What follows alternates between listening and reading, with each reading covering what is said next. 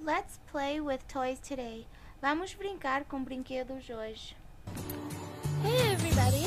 So I thought I would do another playthrough today.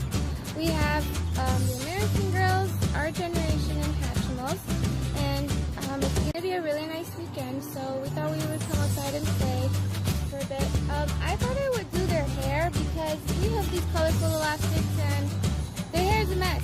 So I'm going to go one by one, and then later we'll play with the little Hatchimals, and maybe we'll do like a little stop motion or something. We have Hatchimals toys. Temos brinquedos Hatchimals. Okay. So I'm going to go one by one. I guess I'll start with her hair. The Our Generation's dolls did their hair. As bonecas da Our Generation fiz o cabelo. Here this dolly's rocking a fancy ponytail. And she has colorful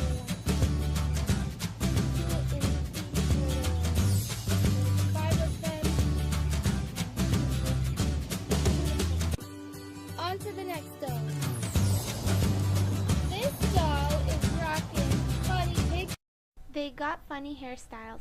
Eles têm penteados engraçados. Tails with some hair ties and yeah, she's rocking a really cute outfit too. On to the next. This dolly is rocking Colorful elastics also. Elásticos coloridos também. French braids with colorful elastics. Yeah, she's a little fairy. So she's all ready to play. This dolly is rocking 3 bowling pins with 2 different The dolls like outside. As bonecas gostam de fora. colored elastics on each of them.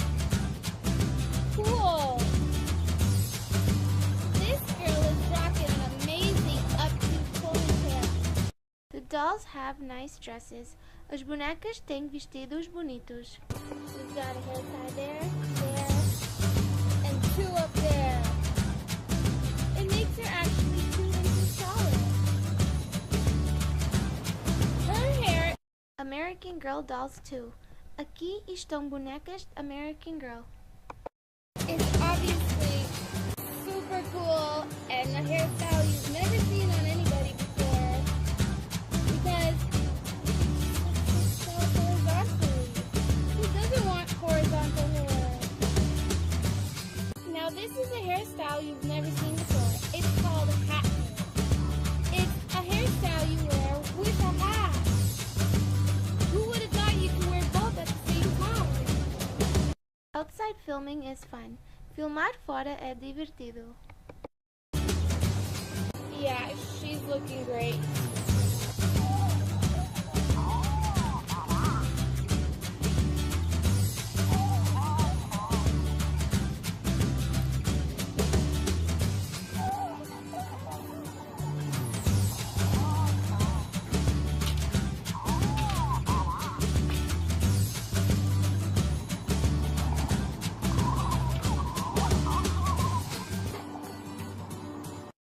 Some Hatchimals use batteries.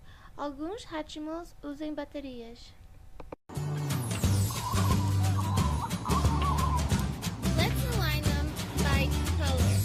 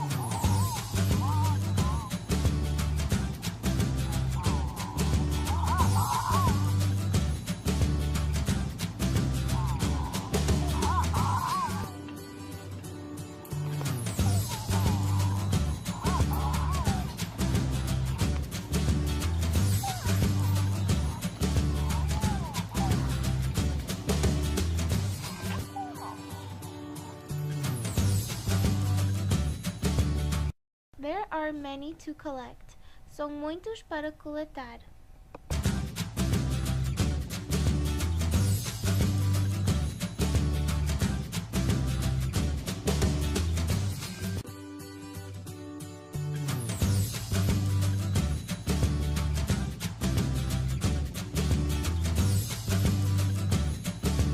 See you later. Até logo.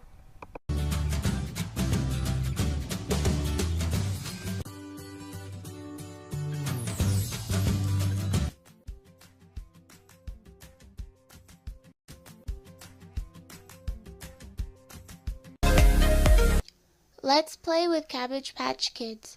Vamos brincar com as Cabbage Patch Kids.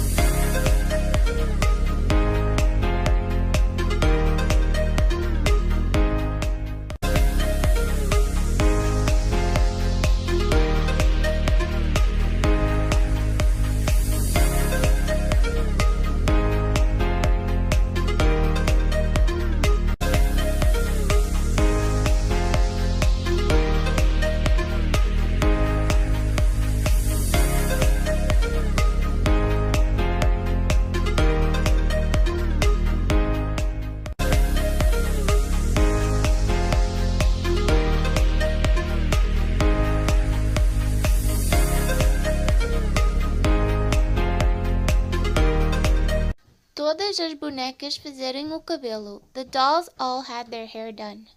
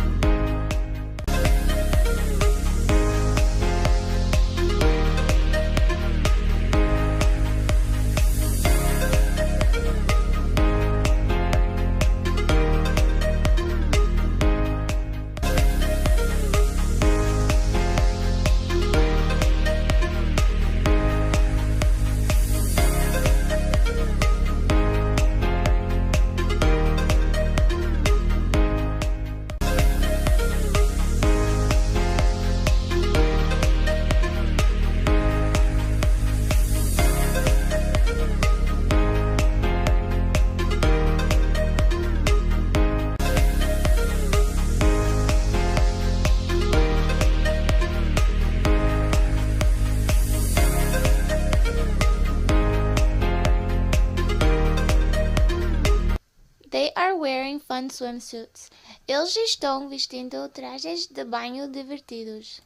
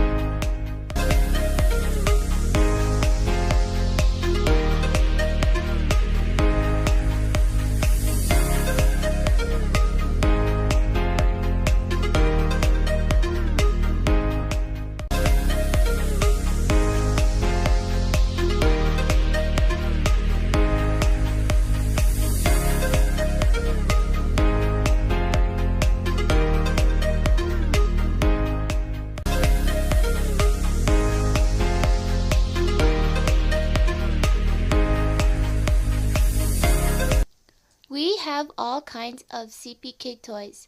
Temos todos os tipos de bonecos CPK.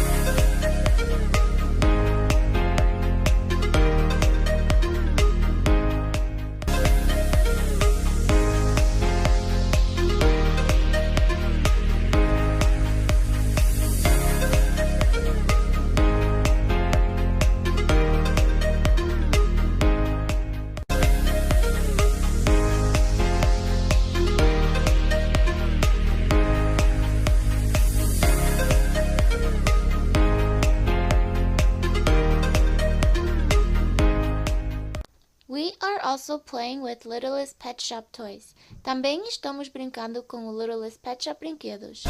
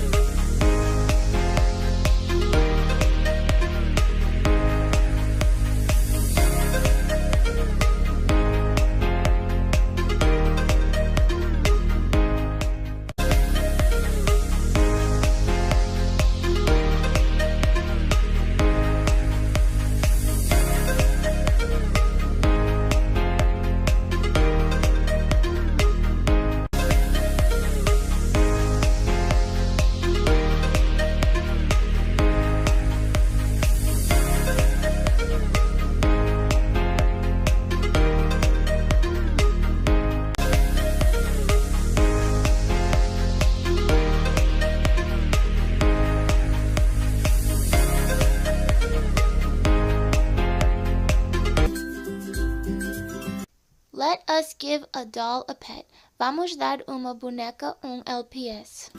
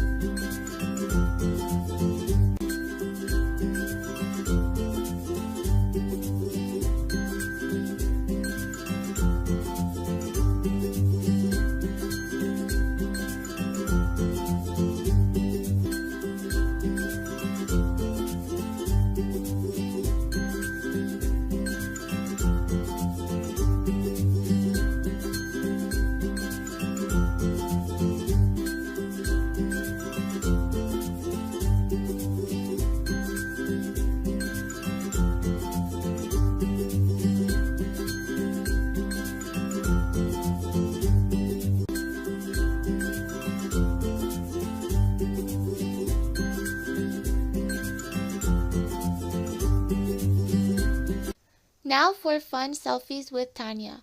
Agora para selfies divertidos com a Taynia.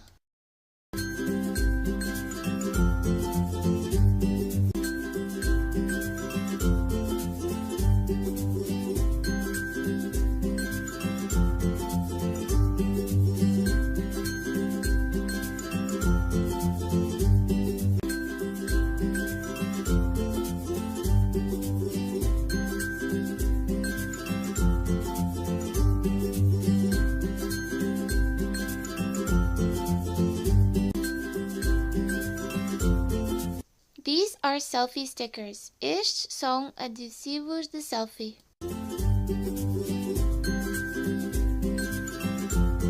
Hi, Stickers are added to a photo. Adesivos são adicionados a uma foto.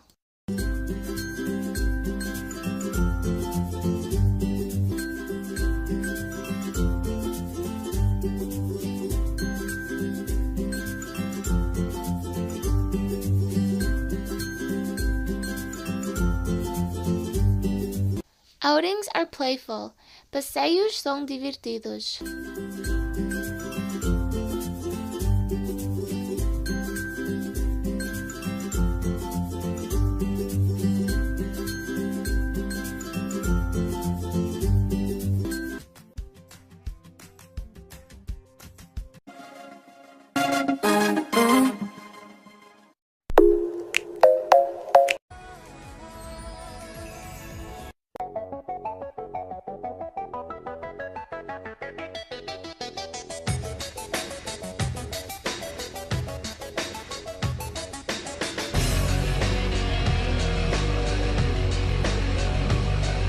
Here is audiobook Korean 10 Girl of the Year 2022, Chapter 1.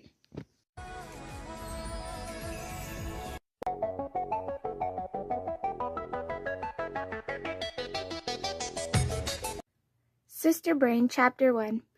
3 really excited sounds going with skiing. The click of my boots in the bindings, the rhythmic whoosh of skis over snow, and the spray of a good hockey stop. There's nothing more relaxing than crisscrossing down the slope, admiring the trees, and enjoying a crisp breeze against my face. Gee, big sister, hurry up.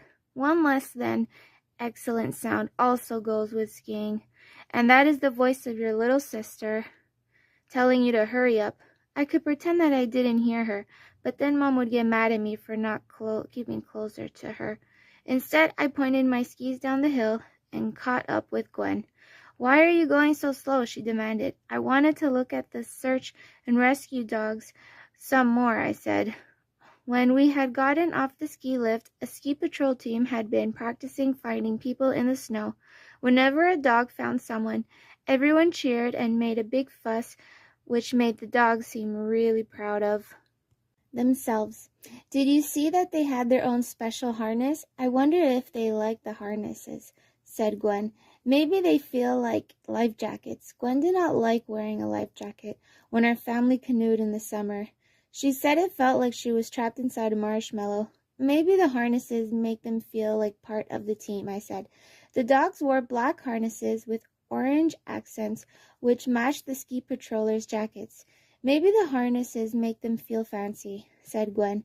She was looking at her ski jacket, which was decidedly not fancy.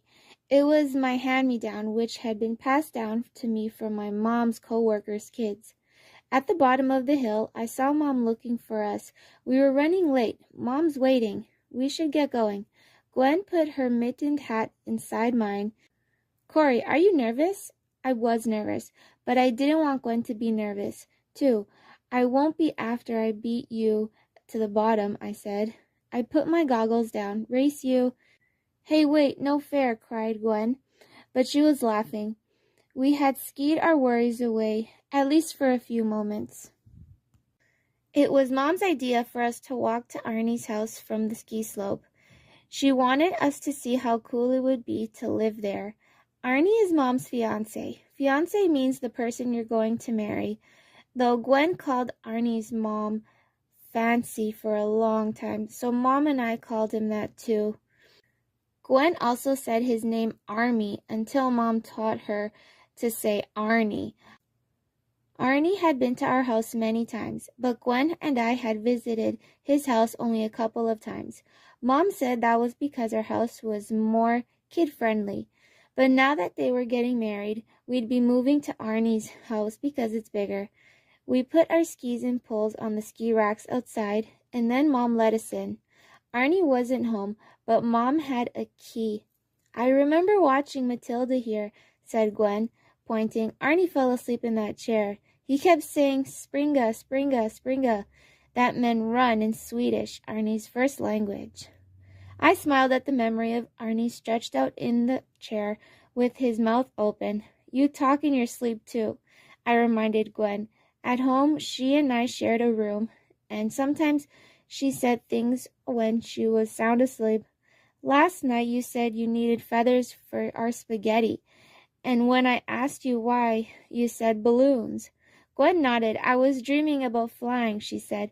Today we got to go upstairs in Arnie's house for the first time. We climbed up one flight of stairs, past the kitchen and living room, and then up one more flight.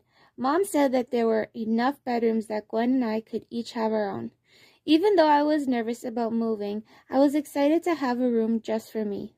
Mom opened the doors to our rooms. Ta-da, she said. You even get your own bathrooms. The rooms were bigger than the one that Gwen and I shared at home, but they didn't look like they were for kids. They looked like the hotel rooms, pretty but boring. Mom saw my face. When you move your stuff in, it will feel more like your room, she promised. Right now, these are guest bedrooms. Where's your room? Gwen asked Mom. Arnie's house was a townhouse, which meant that every floor only had a few rooms. But there were more floors to spread than out. There were only 2 rooms on this floor. Upstairs, said Mom. The master bedroom takes up the whole top floor. Do you want to see? We nodded and followed her upstairs. The room was full of windows. You could see the mountains as well as downtown Aspen. There was a big bed with soft velvety bedding and a fireplace with a television and a comfy couch in front of it. That's Arnie's closet, Mom said, pointing to one door. And that will be my closet. And that's the bathroom. You could just live up here, I said. There was even a little refrigerator tucked off to one side. That doesn't sound too terrible, said Mom, teasing. We could have a movie night up here. Wouldn't that be fun? She started to say more, but her phone rang. Let me take this, she said. I think it's about the restaurant. Mom was working opening a restaurant to sell different kinds of Chinese street food, traditional dishes from China that people could buy at a counter. The space was really small, so it was mostly for takeout, not eating in. While Mom was on the phone, Gwen's lower lip began to poke out, which was a sign that she was unhappy. If I had a nightmare, I'll have to come all the way up the stairs in the dark to find Mom, she said. At home, Mom's bedroom was right next to ours. Oh, I said, thinking quickly.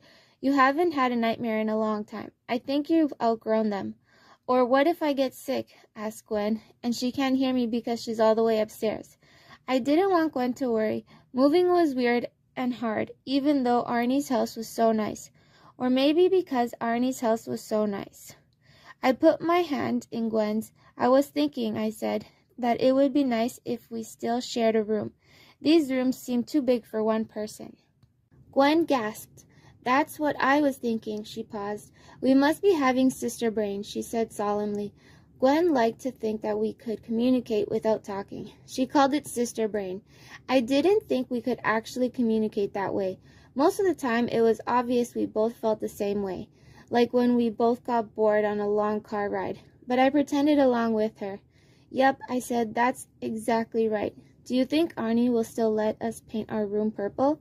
Asked Gwen. She lingered on the word "R," savoring it. We had one purple wall in our room at home. Mom had let us choose the color. We'd picked a bright shade that reminded us of the columbine flowers we saw in the spring.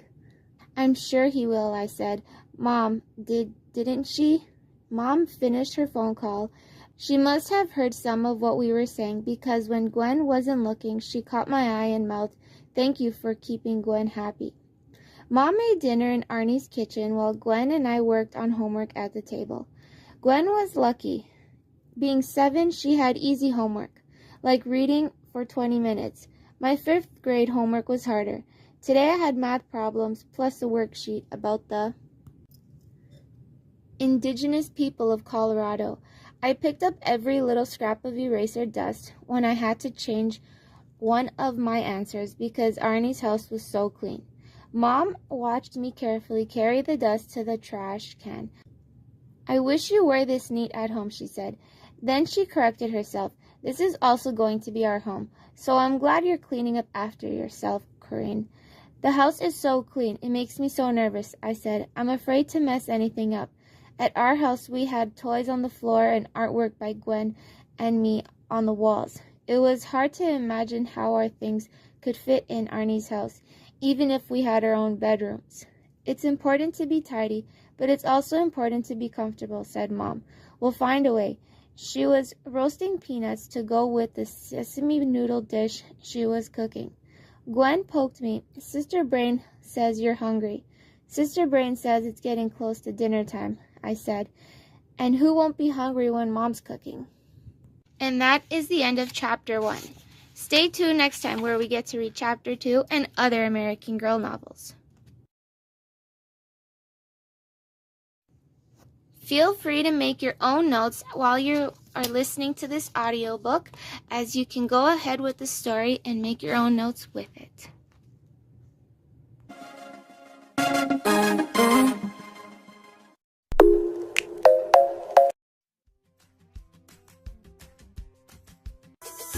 Welcome back. Let's look at toys today. Bem-vindo de volta. Vamos dar uma olhada nos brinquedos hoje.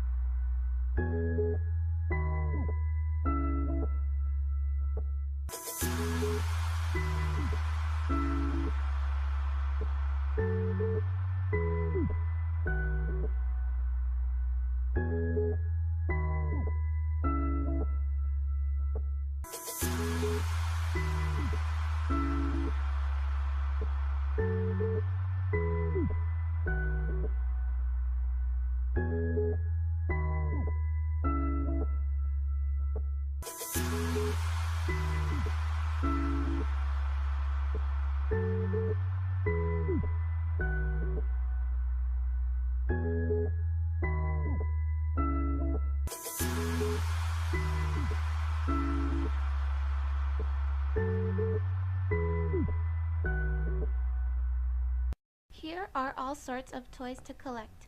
Aqui estão todos os tipos de brinquedos para coletar.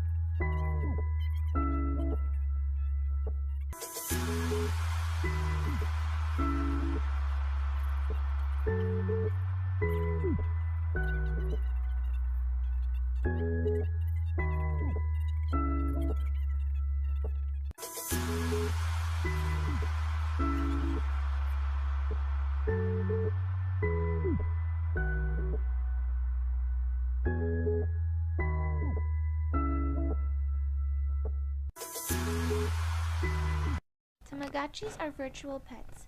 Tamagotchis são animais de estimação virtuais.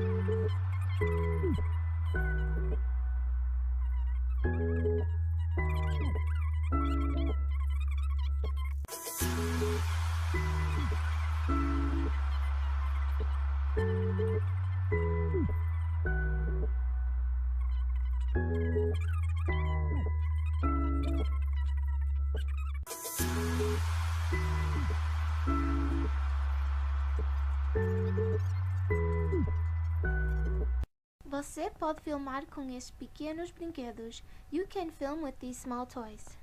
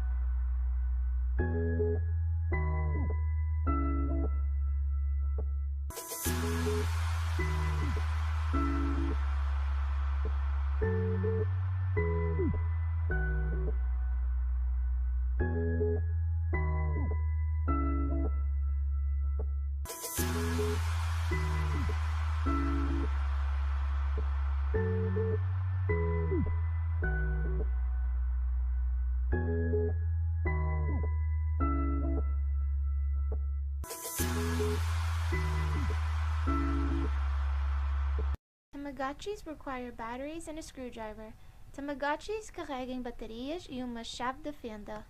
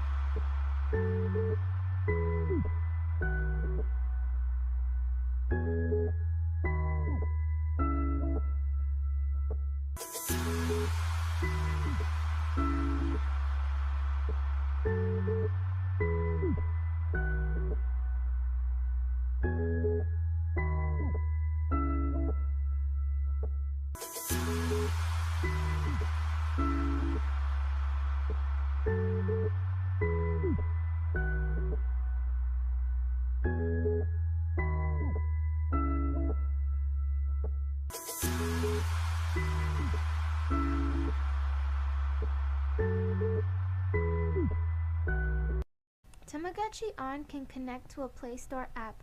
Tamagotchi On pode ser conectado a aplicativo Play Store.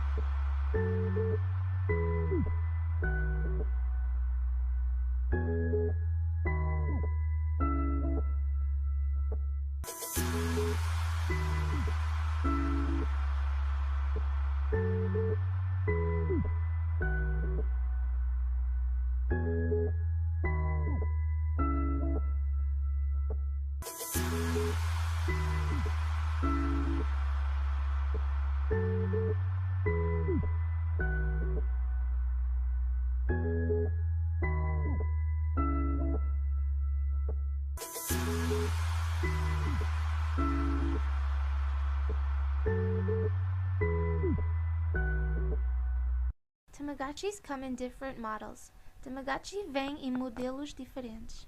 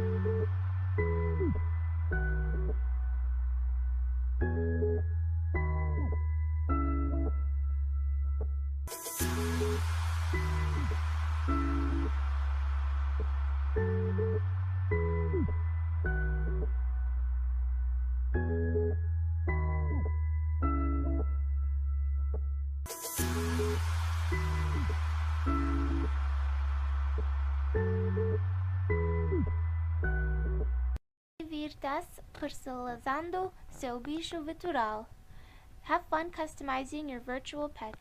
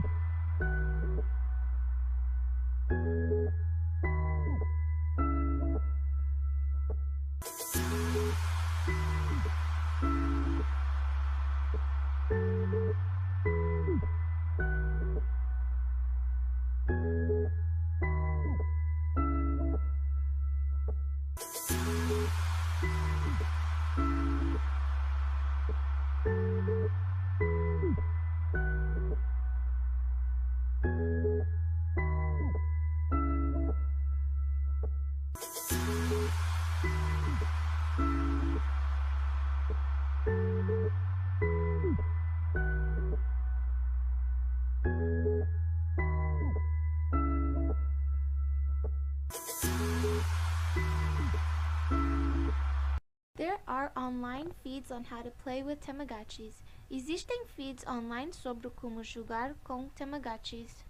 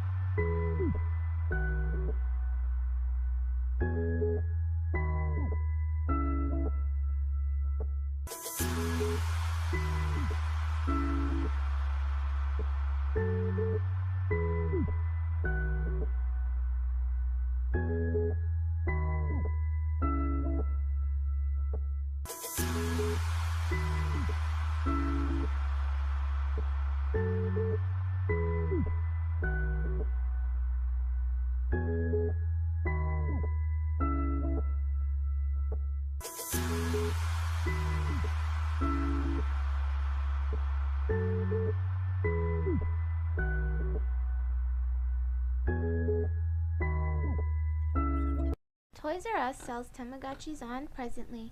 Toys R Us vendem Tamagotchis on atualmente.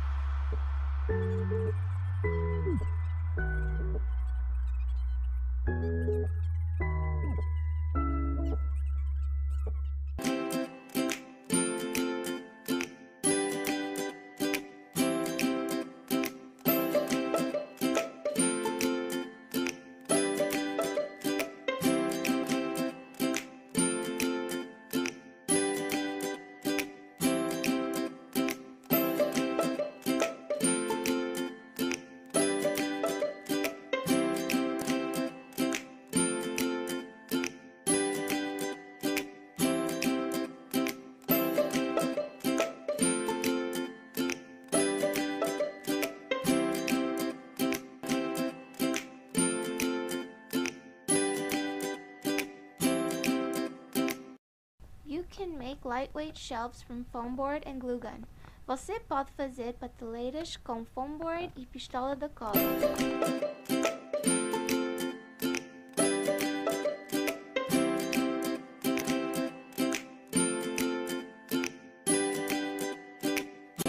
These shelves hold toys that aren't heavy. Essas prateleiras contêm brinquedos que não são pesados.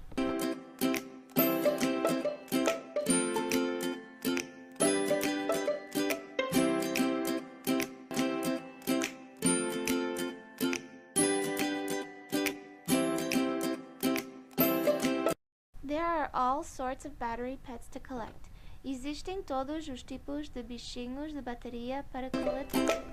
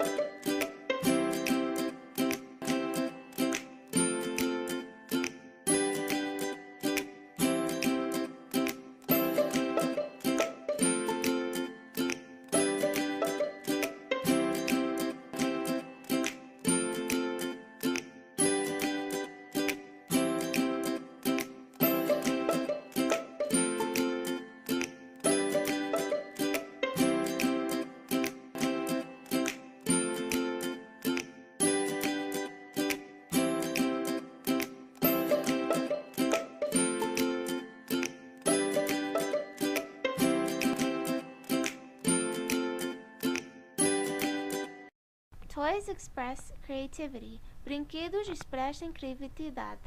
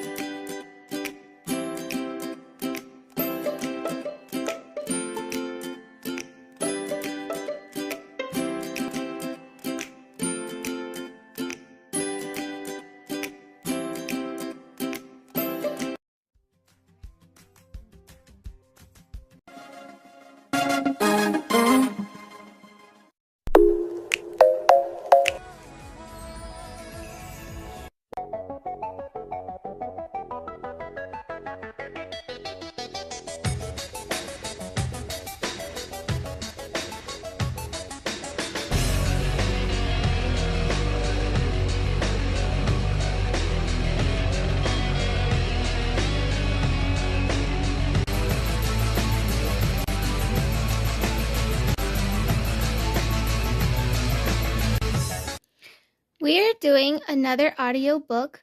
This one is from American Girl called Inner Star University Behind the Scenes. This book is actually a bit different than most books. Most books have chapters, but these books is create your own ending. So we're going to choose a few pages and then we'll end off where we feel like, and then later we can pick up from where we left off.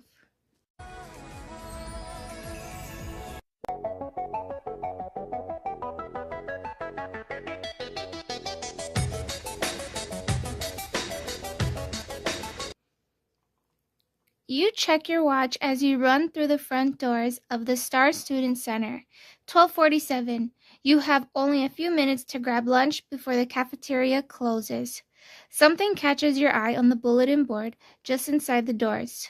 It's a gold flyer announcing the Inner Star University Film Festival, a marathon movie watching event where you can see some of the best student-made movies. There's a contest to enter with a deadline in 2 weeks. You haven't given the contest much thought. You've never made your own movies before, other than a few short, silly videos you shot of your friends using your camera. Besides, you have other things on your mind right now, like whether you can still get a slice of pizza from today's lunch special.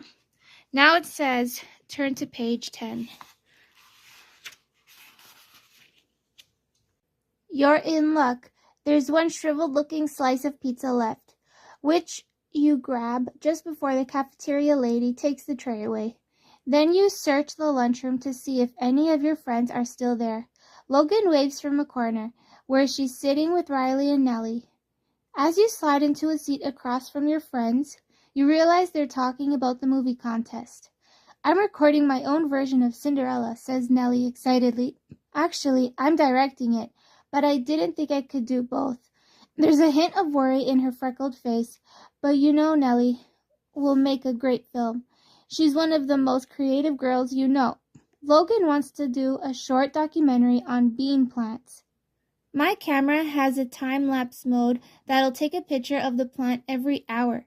Then I can play back the shots in fast motion, she says, to take it look as if the plant is growing right before your eyes.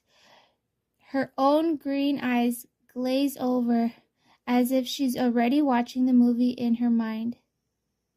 How about you, Riley? You ask between bites of pizza.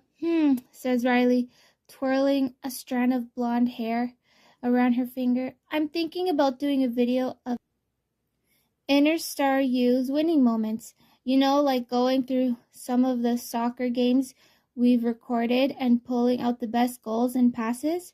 You nod thinking, wow, another great idea. Turn to page 12. What are you going to do? Nellie asks you. You take a sip of your drink before answering. I'm not sure, you say. I guess I'm not much of a movie maker. Nellie shrugs good-naturedly. That's okay, she says. You could always help one of us if you wanted to. Yes, adds Logan. That would be fun. Riley nods her head too. I could definitely use help sorting through old soccer videos, she says. You glance around the table at your friends, who are all being sweet about this. You're game for helping out on a movie. It sounds like a great way to learn more about movie making, but which project do you want to work on most? So here it gives us 3 options. If you help Nellie with Cinderella, turn to page 20. If you help Logan with her bean plant documentary, turn to page 14. If you help Riley with the Inner Star U's winning moments, turn to page 17. So here it still says 13, but we're going to go choose 17. You love Riley's energy and enthusiasm. Any project you do with her is sure to be fun. Sign me up, coach, you say when she finishes describing her movie project. Great, she says. Can't wait to work with you. That's just a few hours before Riley calls to say that she suddenly came down with the stomach flu. You grab your own stomach for a second, hoping it wasn't the cafeteria pizza. So far, so good. I'm sorry, you say to Riley. Does that mean the movie's off? No, says Riley. Becca is helping me out too. Maybe you guys can work together. She might be down at the yearbook office right now finding video clips. You know Becca a little bit from soccer. She's involved in lots of sports on campus. Actually, so maybe she'll be a good partner for this movie. You head down to the yearbook office at the student center to see if she's still there. Turn to page 19. We will end off here for today's entry, but later we will continue on page 28, and then we will go from there. Feel free to make your own notes and comments. You could write in the book itself, or you can go ahead and use your own journal and write in there.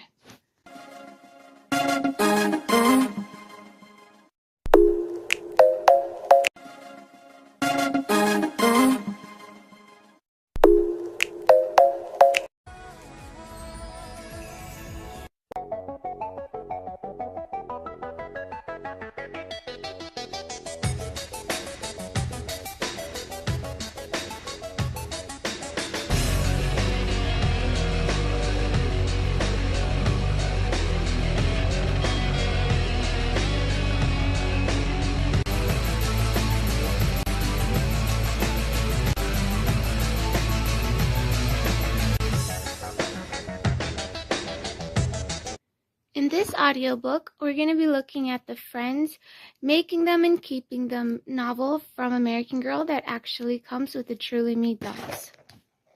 This book is slightly different. It doesn't come with chapters, but it does come with different portions of the books that we could go through. Making friends. Making a new friend takes time and even a little courage, but it's worth it because good friends are like a sunny day. Friends make life happier. Or an umbrella in the rain. Friends make gloomy days more comfy. Or a pile of autumn leaves. Friends make everything more fun. Friend finders. Sometimes it just takes being in the right place at the right time to find a friend. Get involved in activities you enjoy, and you'll improve your chances of meeting someone to enjoy them with. Play a sport. Join the team. Regular practices and exciting games and events can lead to close friendships. If competitive team sports aren't your thing, consider ice skating, taekwondo, or even fencing. Take a class. What have you always wanted to try?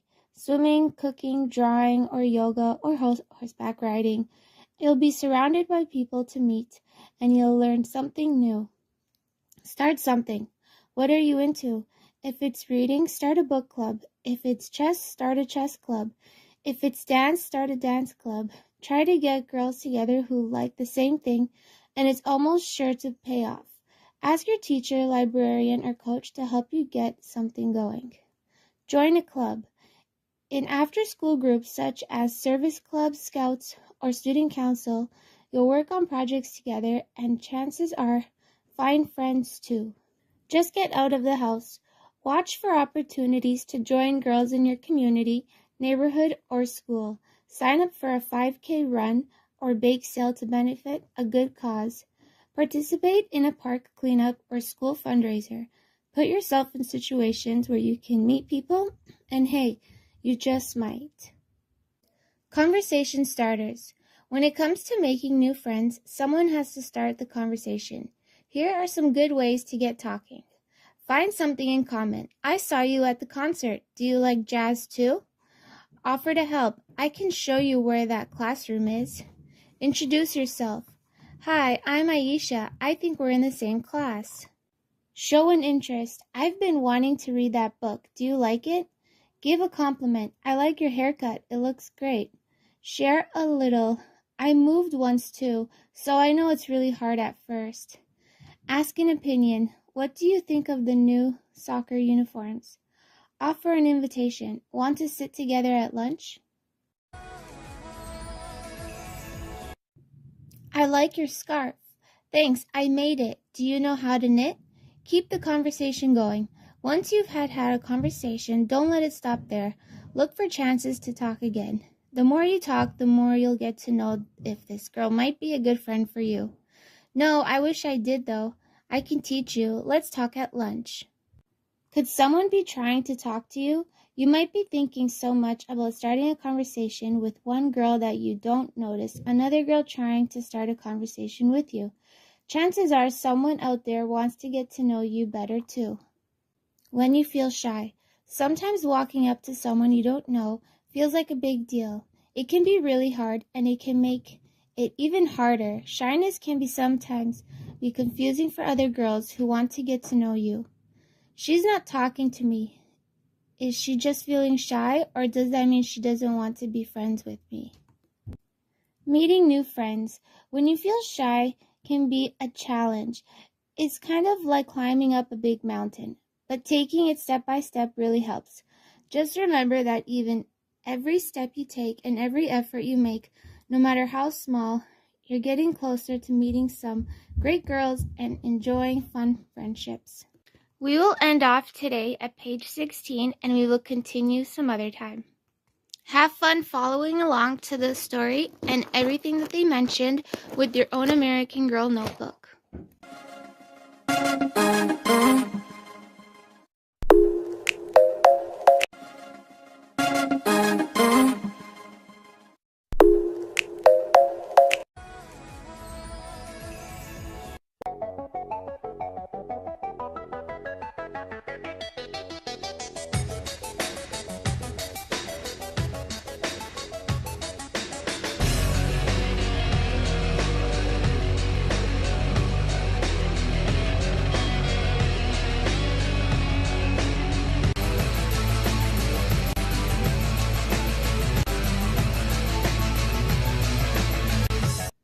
This is audiobook Be Forever, Courtney Moore, 1986, Changes the Game, and we're going to read one chapter.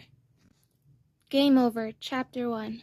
Walk, walk, walk, walk, walk, walk, walk, walk. Non-stop electronic sounds pedaled Courtney Moore's ears as she leaned into the Pac-Man arcade game she was playing.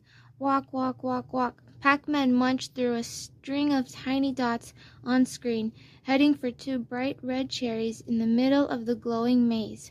Courtney tucked a loose curl back into her scrunchie without letting up on the joystick.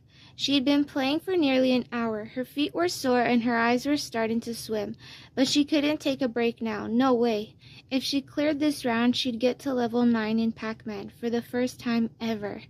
Watch out, yelled Courtney's friend Kip Tomatsu beside her, pointing at Inky, the greenish-blue ghost that was heading right for Pac-Man. Courtney slammed the joystick right and up, dodging Inky as she zipped through the game's maze on the run.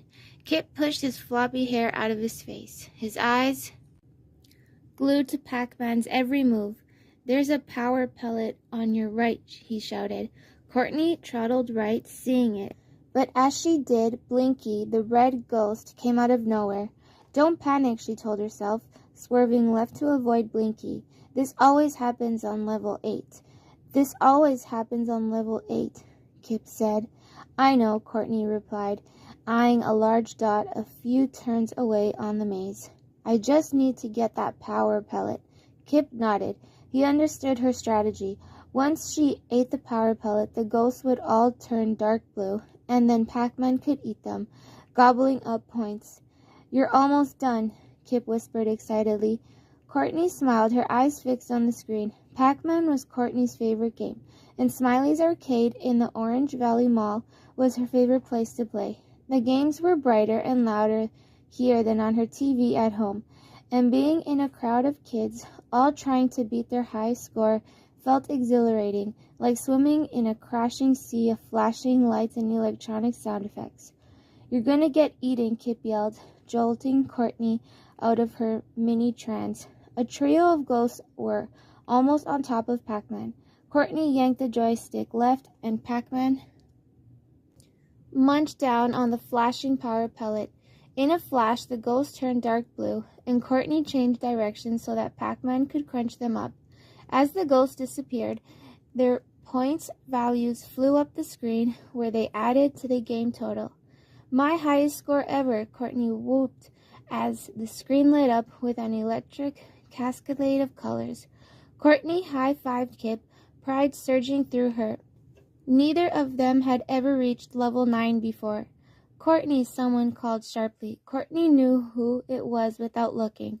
Sure enough, when she swiveled around, There was her stepsister Tina, arms crossed and side ponytail bobbling impatiently. "Time to go," Tina said, pointing at the giant digital clock by the arcade entrance. "5 more minutes," Courtney pleaded. "I just bet my high score." "So," Tina said, looking baffled. Before Courtney could reply, Pac-Man flashed, signaling the start of a new level. Courtney whirled back to the screen. "Can't talk, must play," she yelped, rattling the joystick in a breakneck series of moves. Tina put her hand on her hip. "We need to go, like now," she said. "We're meeting my dad at 5:30. "1 second," Courtney replied, switching Pac-Man's direction. But before she could make her next move, Tina leaned in front of the game screen. "What are you doing?" Courtney shouted. Tina's dark eyes scrutinized Courtney's hair. "Is that my scrunchie?" she said excusingly, eyeing the bright pink band on top of Courtney's head. "I couldn't find any of mine this morning," Courtney explained, dodging both Tina and two ghosts covering on Pac-Man. "This one was in the bathroom." Courtney kept her eyes glued on the screen. Tina was the queen of scrunchies. She had at least 20 organized neatly in rainbow order on her side of her dresser, and there were always a few more on the counter in their shared bathroom. Was it so wrong for Courtney to borrow one if Tina had so many? "I just got that scrunchie for Christmas. Give it back," Tina said, blocking the entire screen. "Get out of the way," Courtney shouted, but it was too late. Whoa! Walk, walk, walk. The game whizzed, letting out the sad electronic music that sounded when Pac-Man died. Pac-Man's yellow circle body split open like a banana peel and disappeared after Blinky gobbled him up. Courtney yelled in frustration as the words "Game over" flashed on the screen. "Uh-oh," Tina said, not sounding sad at all. "I guess now we can go." "Hurry up," Tina called over her shoulder as she sashayed past stores along the mall's second level. Courtney hustled up next to her. "I am hurrying," she said, looking at her watch. "It's only 5:22 anyway. I definitely had time to beat that last level." Courtney turned to look at Tina, but Tina wasn't beside her. Instead, her stepsister had stopped to window shop at the Gap. As usual, when Tina became interested in something, she conveniently forgot that they were on a schedule. Courtney swallowed her frustration. Officially, she and Tina were at the mall together. What they really meant was that Courtney hung out at the arcade while Tina prowled the mall and drank soda at the food court with her friends. It hadn't always been this way. When they first met, Courtney was 5 and Tina was 9, and they liked doing stuff together. They rode bikes, traded stickers, and swam in the pool in Tina's backyard. Tina even played My Little Pony with Courtney. When Courtney's mom and Tina's dad, Mike, got married, Courtney felt like she had a sister. Things started to change when their little brother Rafi was born. Courtney moved into the room Tina had had since she was a baby, and Tina did not like sharing it. She complained that Courtney was messy, and she got irritated if Courtney left even one sock on Tina's side of the room. But sometimes, when one of her favorite songs came on the radio, Tina would start dancing and insist that Courtney join in. Courtney felt like there were two Tinas, an angry Tina and a fun Tina. Courtney never quite knew which one was going to get. "Come on," Courtney called. But now Tina was talking to someone and ignoring Courtney, so Courtney headed for the escalator without her. Courtney's stepdad's store, De Amico's Electronics, was on the 3rd level. When she reached the store, Courtney saw a large after-Christmas sale sign hanging in the front window. Mike was behind the counter chatting with a lanky young man in a store t-shirt when Courtney entered. A moment later, Tina came in with the girl when she had been talking to outside the Gap. "Kiddos," Mike greeted them. "This is Ben, the new assistant manager," he said, gesturing at the young man. "Ben, these are my daughters, Tina and Courtney." "Wait, this is your sister?" Tina's friend said as Mike went to help a customer. "I wouldn't have guessed. You look so different." "We're not real sisters," Tina said. "Courtney's my stepsister." Courtney blinked in surprise, her cheeks stinging with embarrassment. She looked away so that Tina wouldn't see how much that comment had hurt her feelings. Mike came back to the counter. "Okay, kiddos," he said cheerfully. "Since you're still on Christmas break, I thought we could have movie night tonight. Check out what I picked up at the video store at lunch." He pulled 2 VHS tapes from behind the counter. Courtney brightened. The Goonies was her favorite movie. "Nerd flick," Tina muttered. Her friend laughed. "I heard that," Mike said, "and I'm not a nerd." He winked at Courtney. "For those of you with different tastes, how about—" He slowly revealed the second tape. Tina smiled. "Footloose. Thanks, Dad." And that is the end of Chapter 1. We will continue on to Chapter 2 some other time. Feel free to make your own notes as you hear this audio book and read along with the story.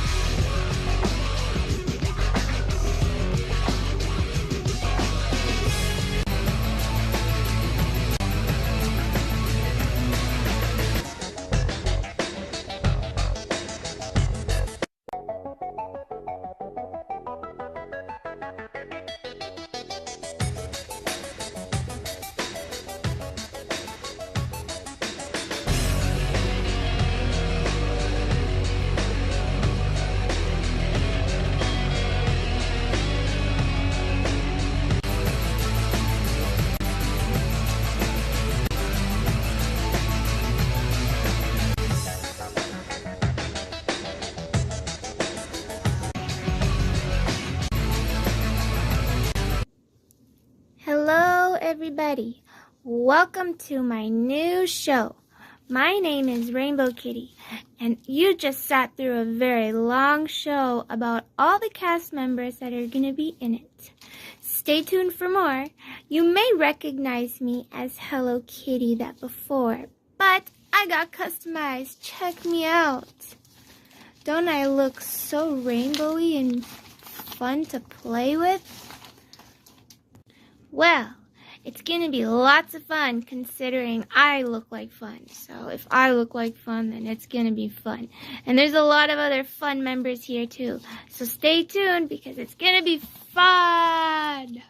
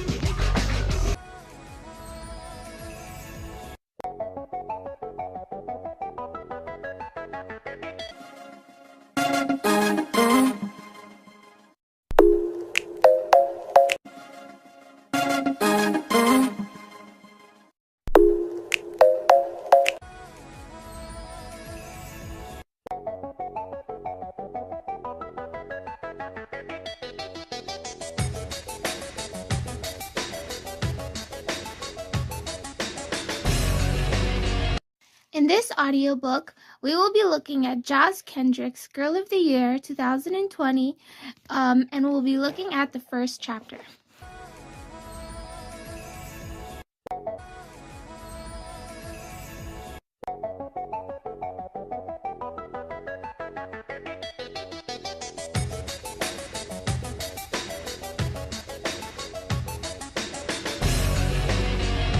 A Perfect Wave, Chapter 1. Never turn your back on the ocean. That's a surfer's number one rule, because the water is always changing. Every day it's different. Every hour it's different. Look away and you might miss a killer wave, or get pummeled by one.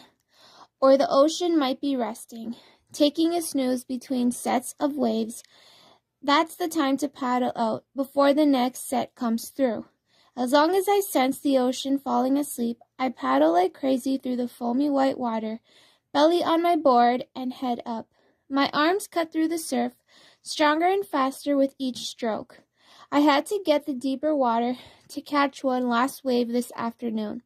When the next wave came, I dove into it instead of over it. I grabbed the rails or sides of my board and pushed down, plummeting face first into the water. It's called a duck dive, but I felt more like a dolphin, tunneling through the white water to get to the peaceful world below the waves. Then, as soon as the wave passed, I surfed, ready to paddle again. When a surfer caught a wave up ahead, I veered left, steering clear of her path. Sophia, my best friend, was easy to spot. In her coral swim top and lime green board shorts, she stood out like a wild parrot in a flock of gray gulls. We call ourselves surf sisters, even though we don't look like sisters.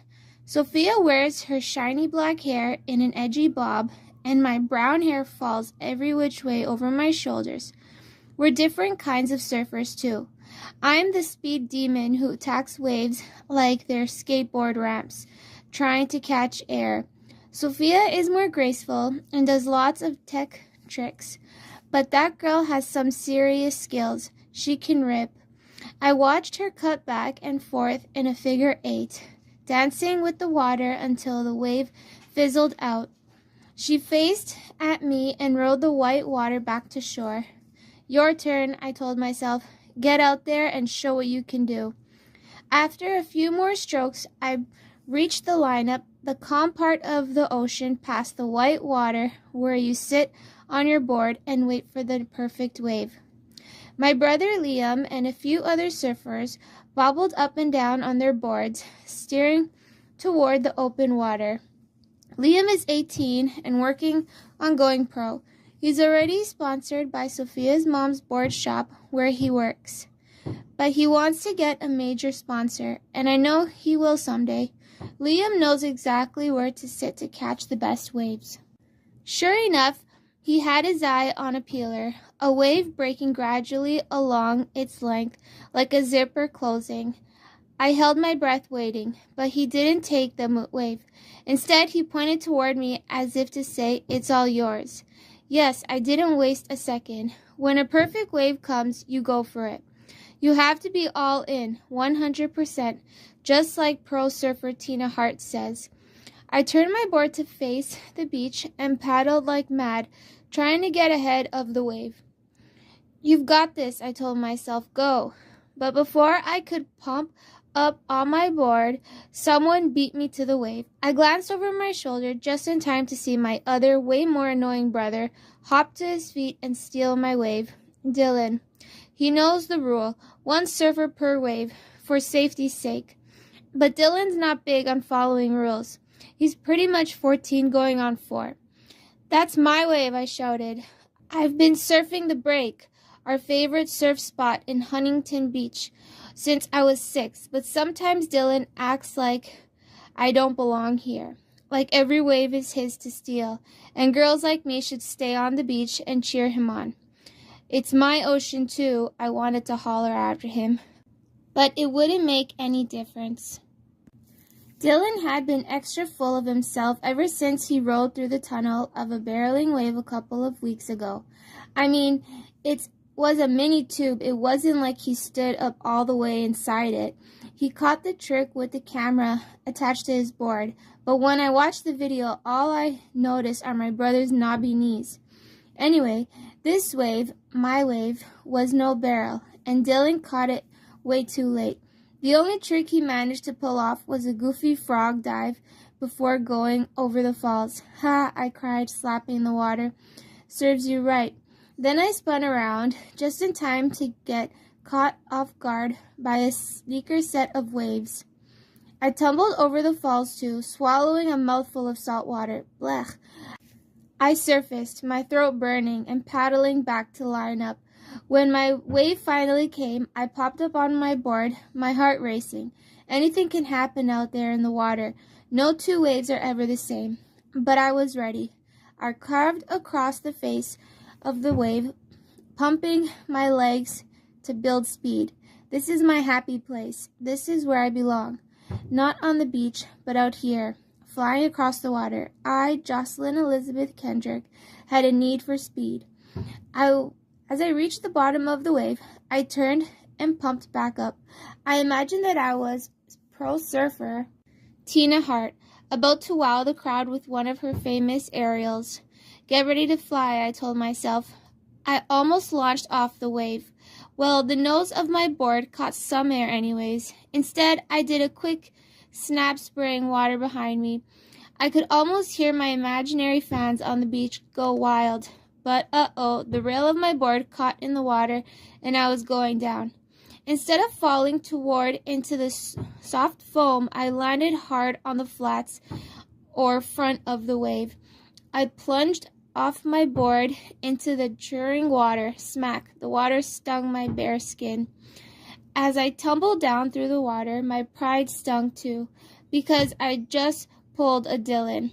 I spent so much time wowing my imaginary crowd that I lost my focus and totally messed up my trick. I slid back onto my board, belly first. As I rode the waves in, I saw Dylan waving from shore, pointing to his phone and laughing. He'd recently bought a new camera lens that connects to his phone, making it easier for him to surf tricks. And from the looks of it, he recorded every second of my wipeout.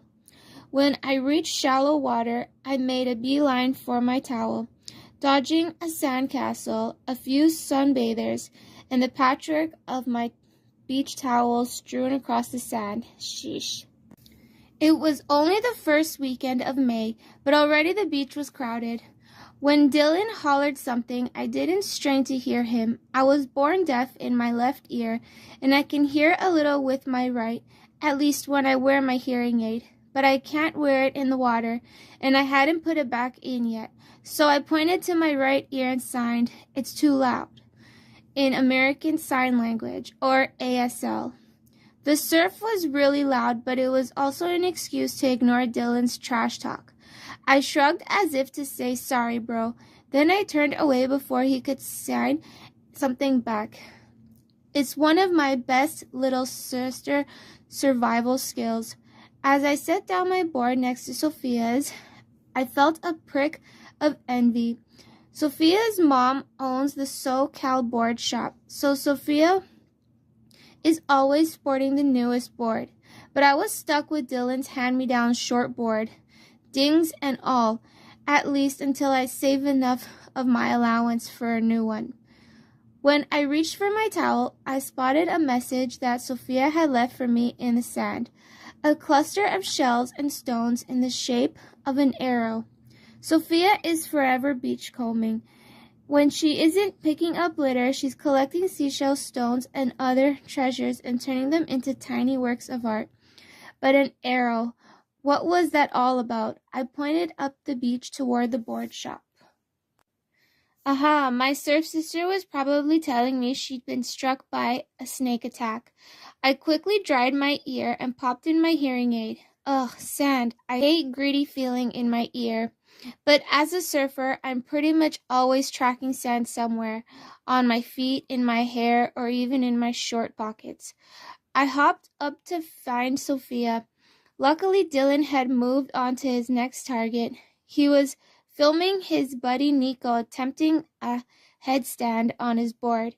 Nico is one of the bravest surfers at the break. He'll try any trick, but he usually can't land it. Sure enough, he toppled sideways into the waves. When his dark curly head popped out of the water, he pumped his fist in the air.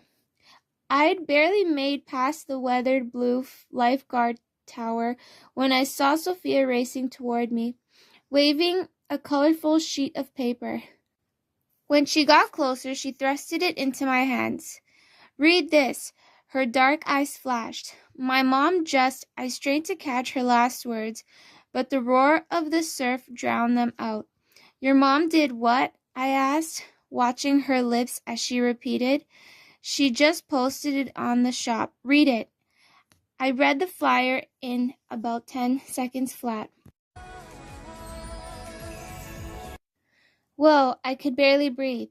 Tina Hart is actually coming here. Sophia danced on her toes. Yes, she's probably judging the video contest too. She's all about saving the... She turned away for a second, so I didn't hear every word. Sometimes when Sophia gets excited, she forgets I need her to face me when she speaks. But I got the gist. I knew Tina had founded Save the Coast, an organization that cleans up beaches and protects sea animals. I mean, as if her surf skills weren't cool enough, Tina is always featured in women's surfing magazines. She can surf better than most boys here at the break. Not even Dylan would drop in on her wave. "I've wanted to meet her for like forever," breathed Sophia. I nodded. I know. I pretty much want to be her. As I read the flyer again, my heart raced. Sophia, we have to do this." "You and Sophia have to do what?" Dylan asked, popping up from out of nowhere. He shook the mop of hair out of his eyes and glanced at the flyer. Then he swooped in like a seagull, grabbing the flyer and tore off down the beach, waving the piece of paper like a victory flag. "Hey," I shouted. Sophia grabbed my arm so I wouldn't try to chase him. "Don't worry," she said, laughing. She pulled a second folded flyer from her pocket. "That's my surf sister, always thinking ahead," I said, throwing my arm around her shoulder. "Let's grab our boards. We've got a video to make." We finally had the chance to meet Tina Hart, to surf with her, and like I said, when a perfect wave comes, you have to go for it. I was all in, 100%. The next time we come around to Joss Kendrick's book, we will pick up on Chapter 2. Have fun making your own notes. Along in your notebook is when you enjoy reading the story and when you find parts you like to take down.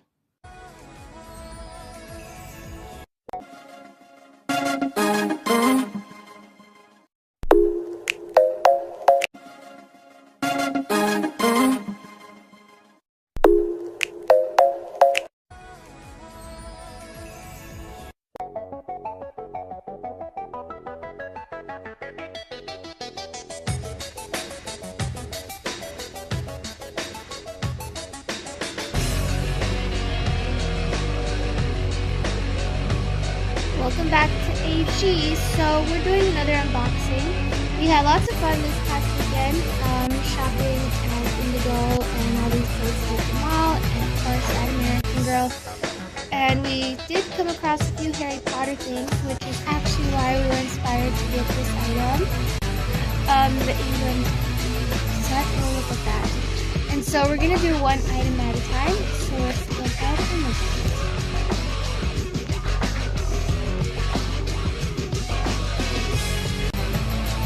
So taking a look at the packaging, it does say the World Traveler Collection. We have had items and shown this previously, and since it was still at the AG place, we thought we would add something else to that collection, because the fun part about American Girl is seeing how many items you can add to a collection. So this is the England souvenir set. And it looks to me that they have this little bag and what looks to be chocolate and stickers from England, and that's probably a postcard. So on the back it shows this doll actually wearing the outfit. We do have that outfit too, which is that one. So it matches perfectly with the England one. So I'm going to go ahead and take the packaging apart.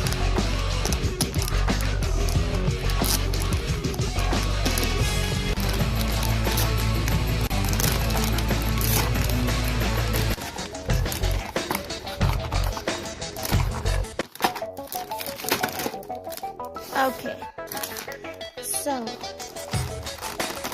there's another package. I'm going to part over it.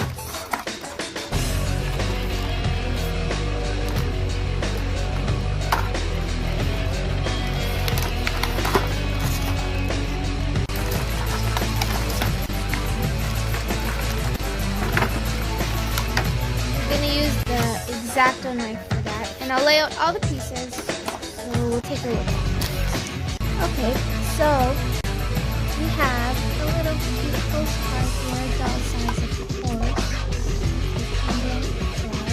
And then here it looks like a historical landmark that they have, a place where people go to visit when they're there.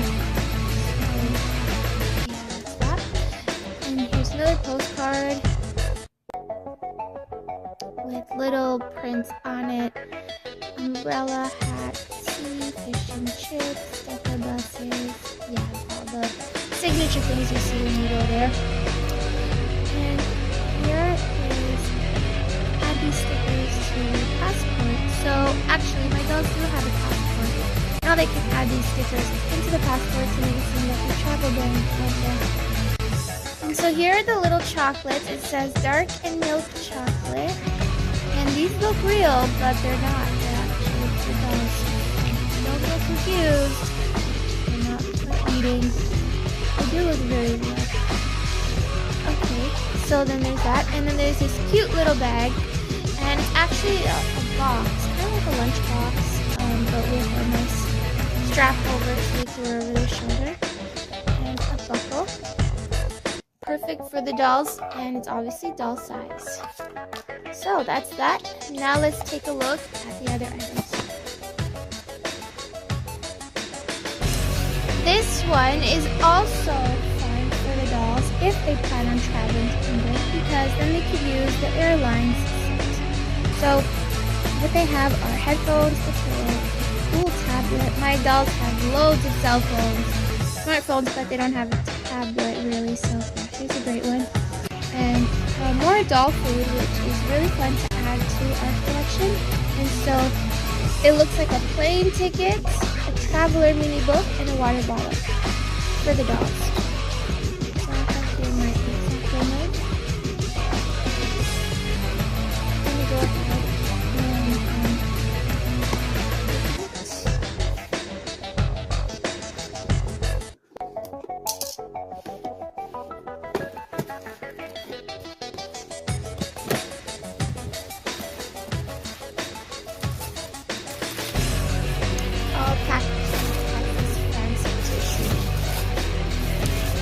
so here are the very big and wonderful headphones for the dolls.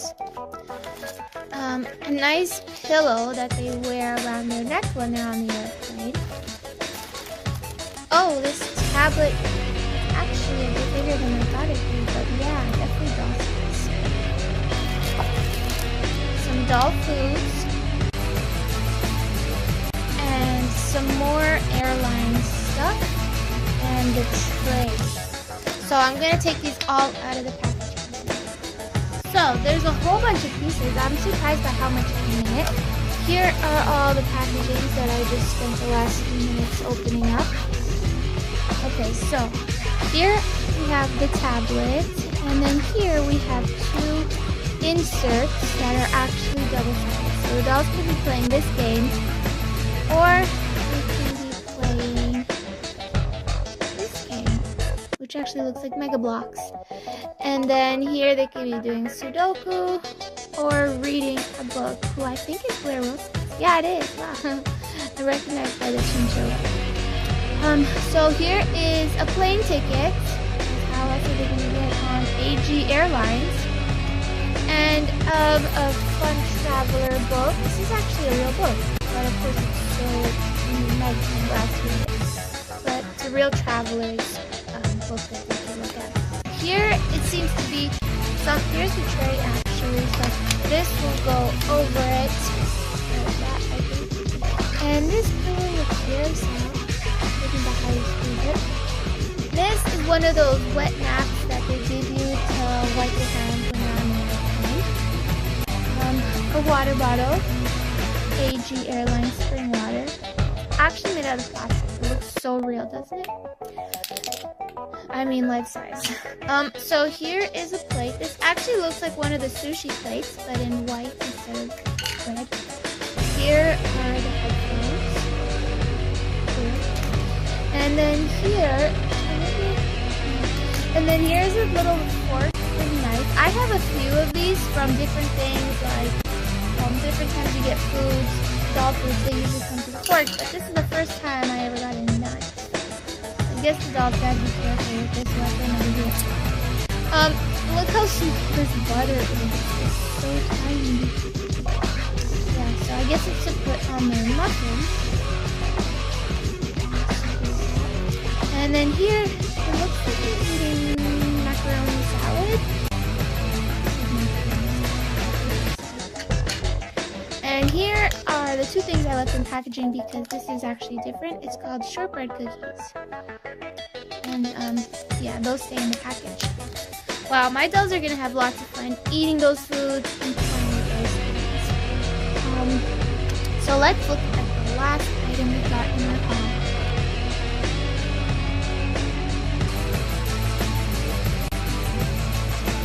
So here we have the last item. I chose to get this for the Bitty Baby dolls because the Bitty Babies I've seen on the website had this dress a while ago, and it would be fun if I actually got it for them. Dot to dot dress, and it does come with little pieces. So we'll go ahead and see if we can add this to the Bitty Baby collection. So I'm gonna open it up.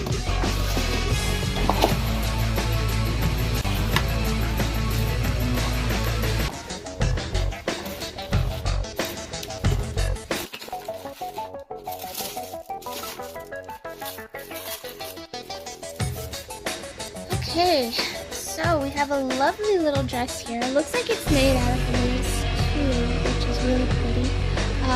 It's light pink with big polka dots and small polka dots. Really frilly. I think the Bitty Baby dolls have lots of fun wearing this. And then here are the shoes. Oh, they're so cute. They even have a heel to them. But of course, the American girls can definitely wear these outfits too, as they both fit into the same things. So here are the cute, oh, they have little pom-poms on them. Oh, I really like the little heel. Sometimes it helps the dolls when they stand too.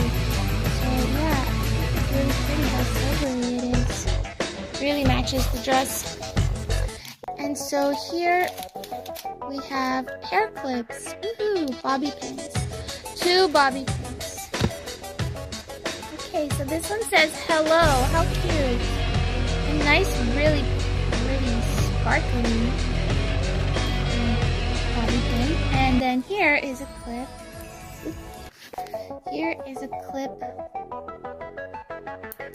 Oh, it likes to fly everywhere when you open it. Alright, very pretty. I'm really glad I got this because it's really, I can make some matches in many ways.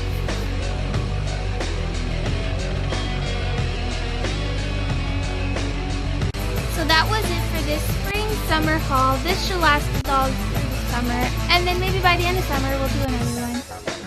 See you!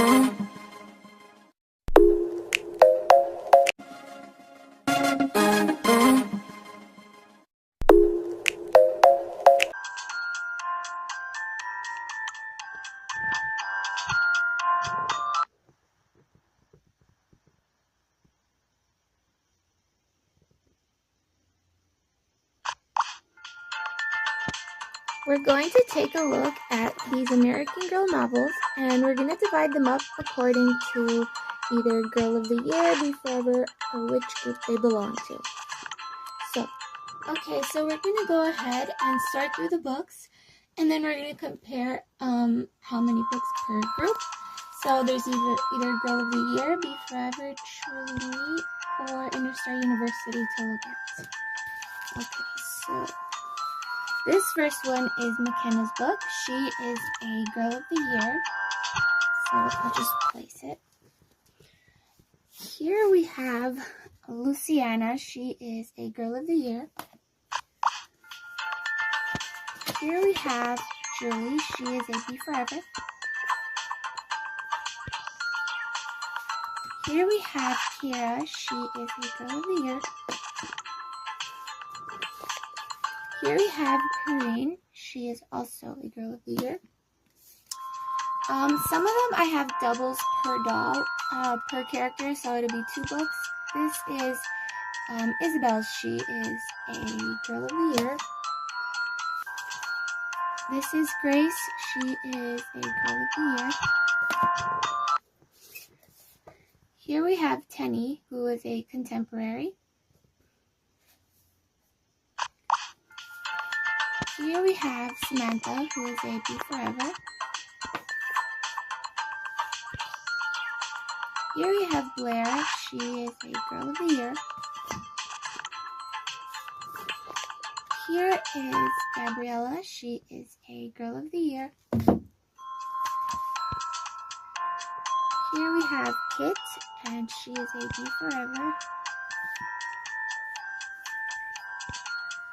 Here we have Leah, who is a Girl of the Year. This one is Josephina. She is a Be Forever. This is Caroline. She is a Be Forever. So here's a double of a doll character. This one's Melody. She is a Be Forever. And the next few books are all Interstar University. So that one, and that one, and one more. Okay. And then the next book is actually a Truly Me character book. It's a story, so I'll put it in another group. Here is also a Truly Me book because the dolls come with this book in the box. So it's a Truly Me book. Here is a Be Forever. Here is also a double of Kit. And is also Be Forever. This one is Addie, who is a Be Forever. This one is Contemporary. See? Here's a double of Kit, who is a Be Forever. This one is Felicity's, who is a Be Forever. And Courtney, who is a Be Forever. And then Melody, another double of Melody, Be Forever. And then this one is Joss, who is a Girl of the Year. And this one is Isabel's, who is a Girl of the Year. And then this one is another duplicate of the Truly Me because I have more than one doll. Okay, so that was grouping my American Girl books. And now I'll get into a better description about them. Okay, so we'll start with these smaller group. These two are exactly the same. The only way you can find these books is not in the lilac box, which is actually retired in 2017, but you could still find them in the mixed print dress with the Truly doll, or now with one with the raspberry jacket.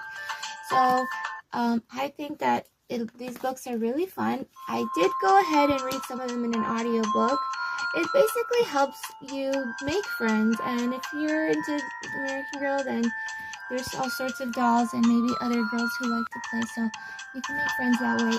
And they give you tips and pointers on how to even play with your doll if your doll was your friend. So those are fun books. And then this book is a fun little story about puppies and looking after it. Sometimes American Girl does that. They come up with these fun little stories. Paperback novels. So that was that group. So I have here 2 books. I'm pretty sure Logan didn't have a book in his box, but Taynia had one, and then the Real Z also had one.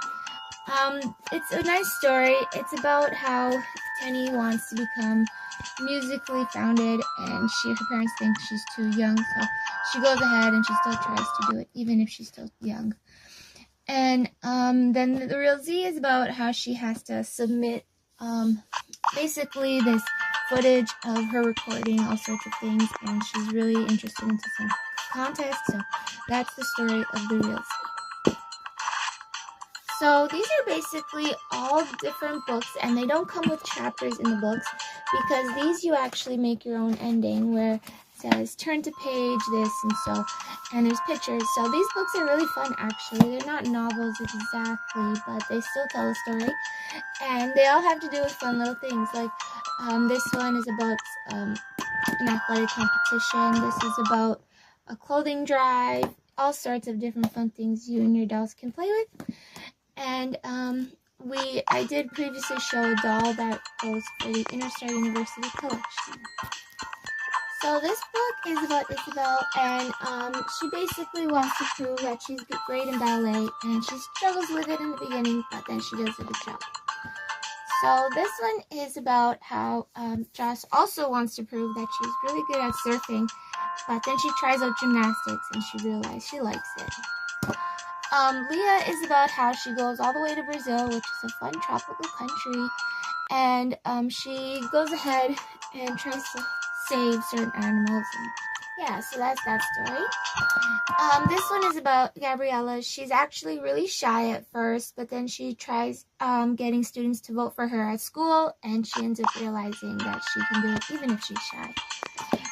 Blair is about how she lives on a farm, and her parents operate this at home, and then she also comes across a girl who ends up getting married, and she attends the wedding, so it's lots of fun that they get this really pretty wedding happening in the story.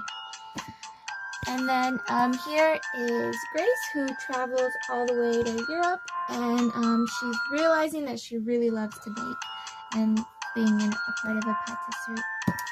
Here is another Isabel book, just like I showed in this one, so the story is exactly the same. In this one, she basically shows how she makes the costumes for her ballet contest.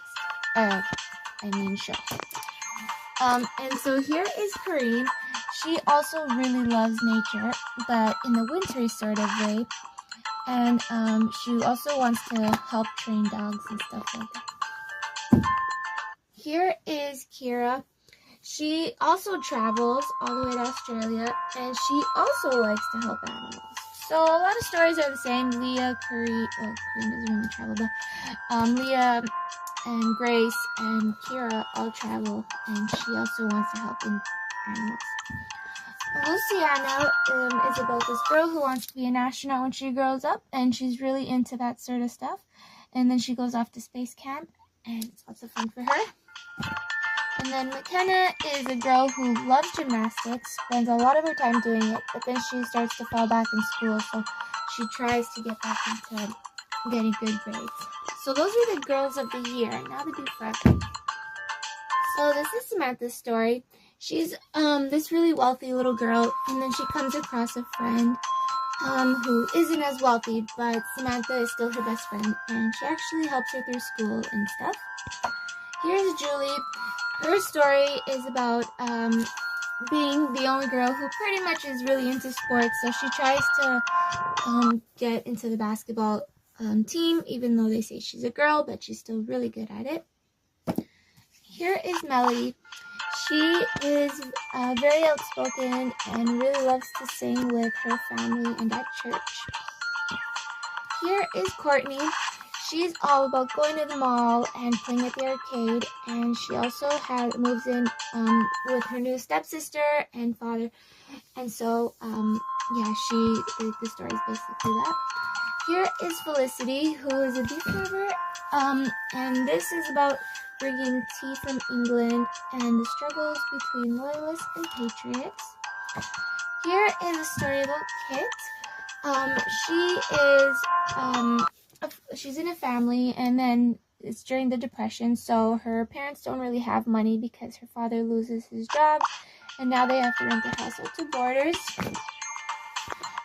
This is Addie Walker, who struggles through what they call finding freedom, because she tries to leave the tobacco plantation that they were at and tries to find a better place to live.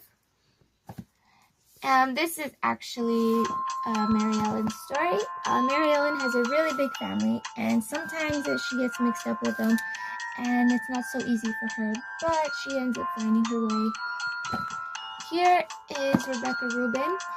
She wants to be an actress and loves being on stage, and she also has a really big family, a very big family that came from Europe.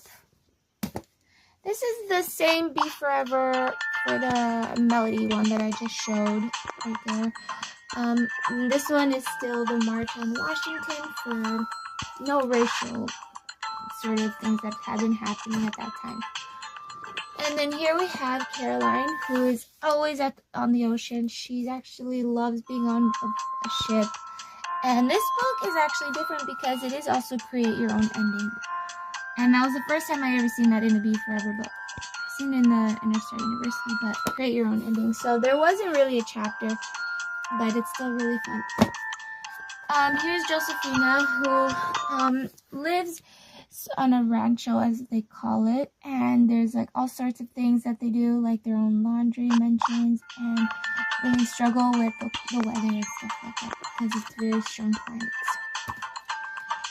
And then here is another duplicate book of Kit, who is also mentioning about the Depression and helping her parents with the money. So that was that. These books are slightly different. We have already looked in our previous American Girl Creator posts of all these fun activity kits. But, you know, maybe we can go back in a while and redo them just in case anybody has forgotten how to do it or something. That is the Ultimate Visual Guide. That expired in 2016, so it's not very relevant to show anymore. So did this, the Truly Me Spinner. This is a fun cupcake book, but it doesn't really have much to do with American Girl. This came with Blair Wilson, and these are fun little journals that you could get at American Girl also.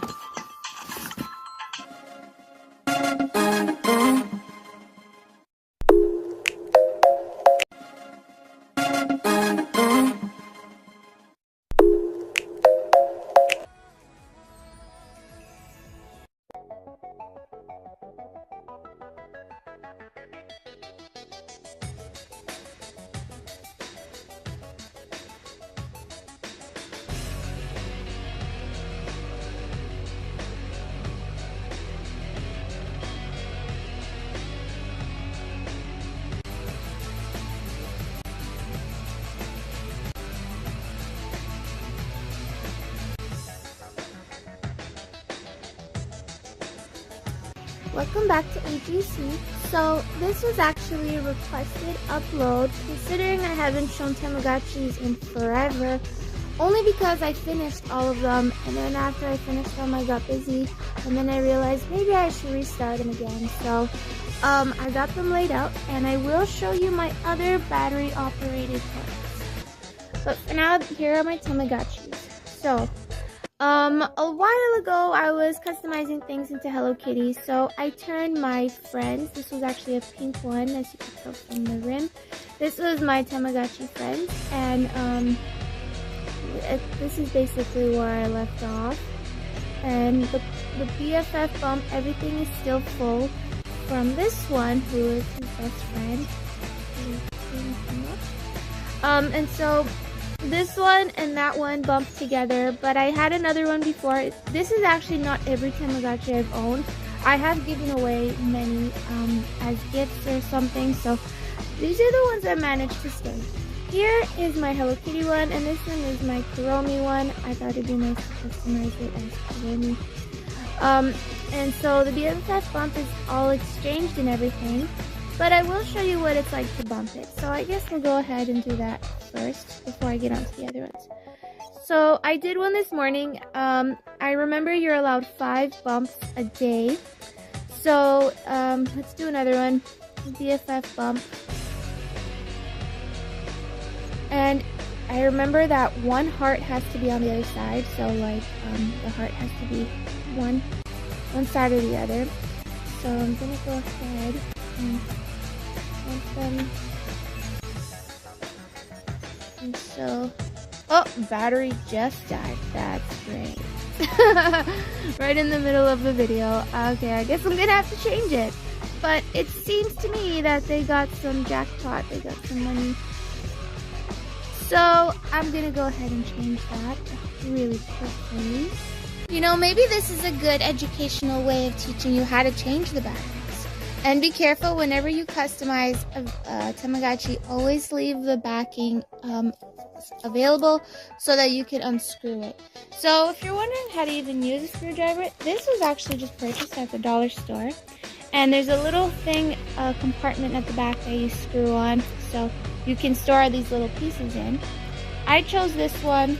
It's gonna take 2 hands for me to unscrew it, but basically what I do is I hold it down and I unscrew it. I'm gonna open it up. I would also like to mention that this Tamagotchi is from 2014. So over the years, the screw has totally been worn out. And I was actually worried at one point because I didn't even know how to replace it. But I found that if you use the top part that's flat as opposed to the square one, you basically want to just like use another one and basically move it around so that it opens. Be careful, but there's still a chance of opening and closing it. So these are dead batteries actually. Now I'm going to put these in. And so it's plus, goes that way, and then negative is going that way, that way. Okay, let me just do that. Okay, so considering that beeped out during the BFF bump, I'm not sure if the BFF bump went 0, but I guess we'll try it again because we have another 2 times. I tried one this morning, so yeah, let's do another BFF. And BFFs, Tamagotchis are awesome and very necessary to teach you how to have real pets, like a real animal.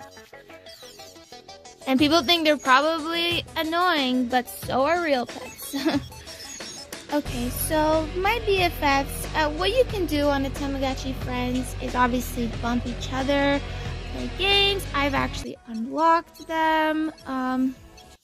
Let's go ahead and see what the games were to be unlocked. Yeah, you can play games. There's a treasure chest or a jewelry box, I should say, that you collect all the jewelries.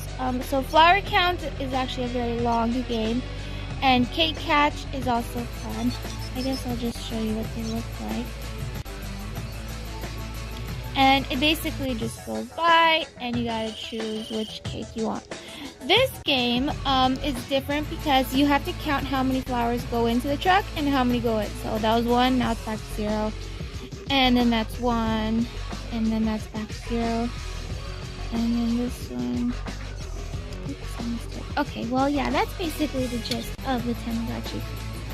And I love them so much because they're solar powered and the battery lasts so much longer, I gotta admit.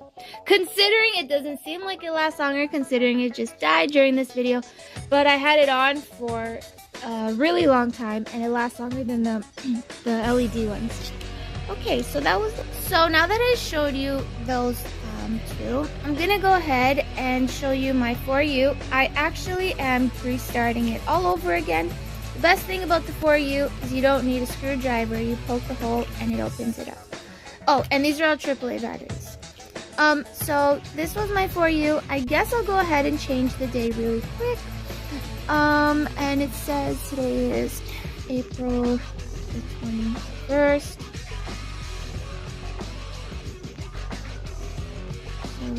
First, and it's 12:35 in the afternoon.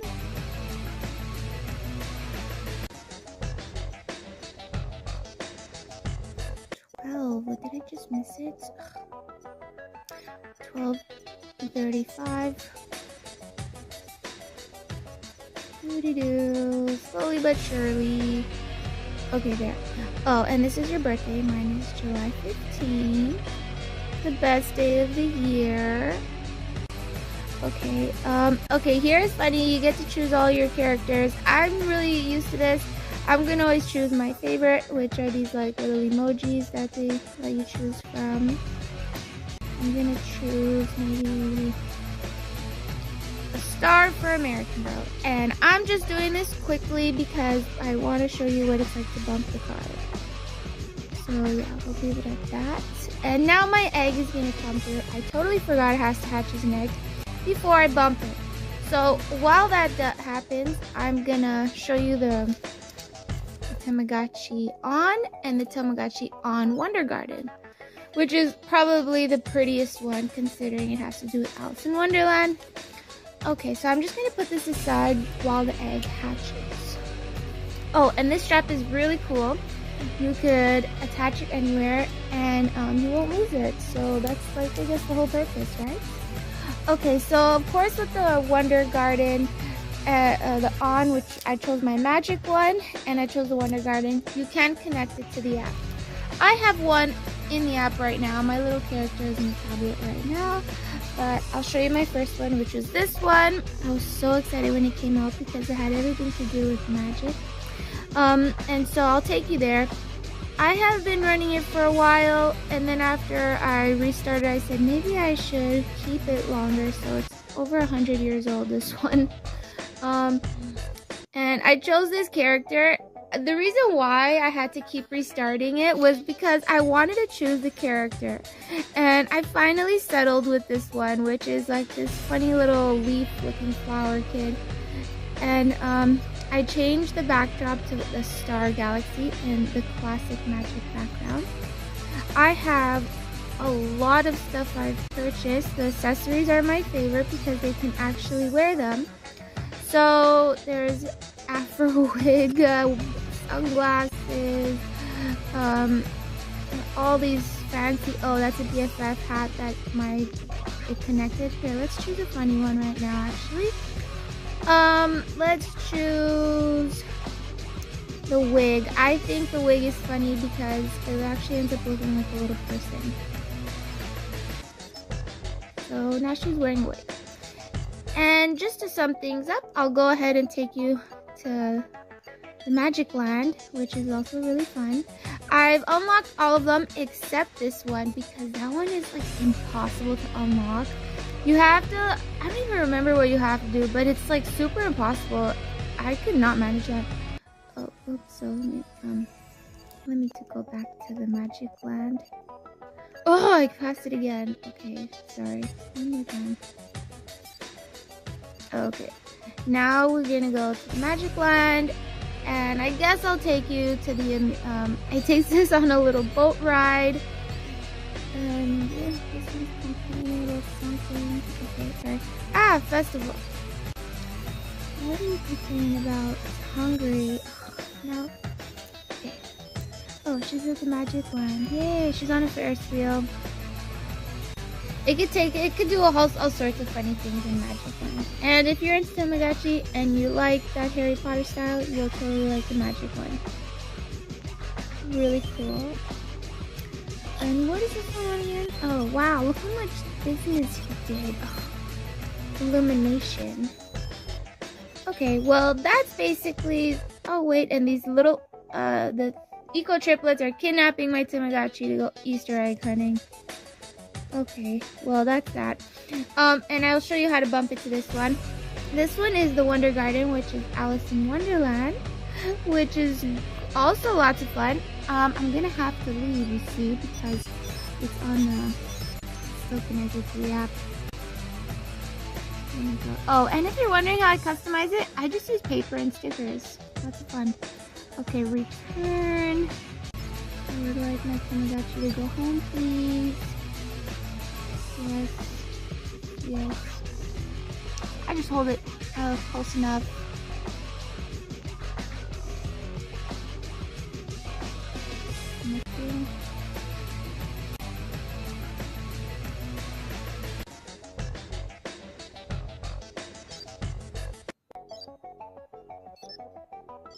Okay, now she's back. Great. And she looks like a little Alice girl, which is also why it took me a while to find this little character.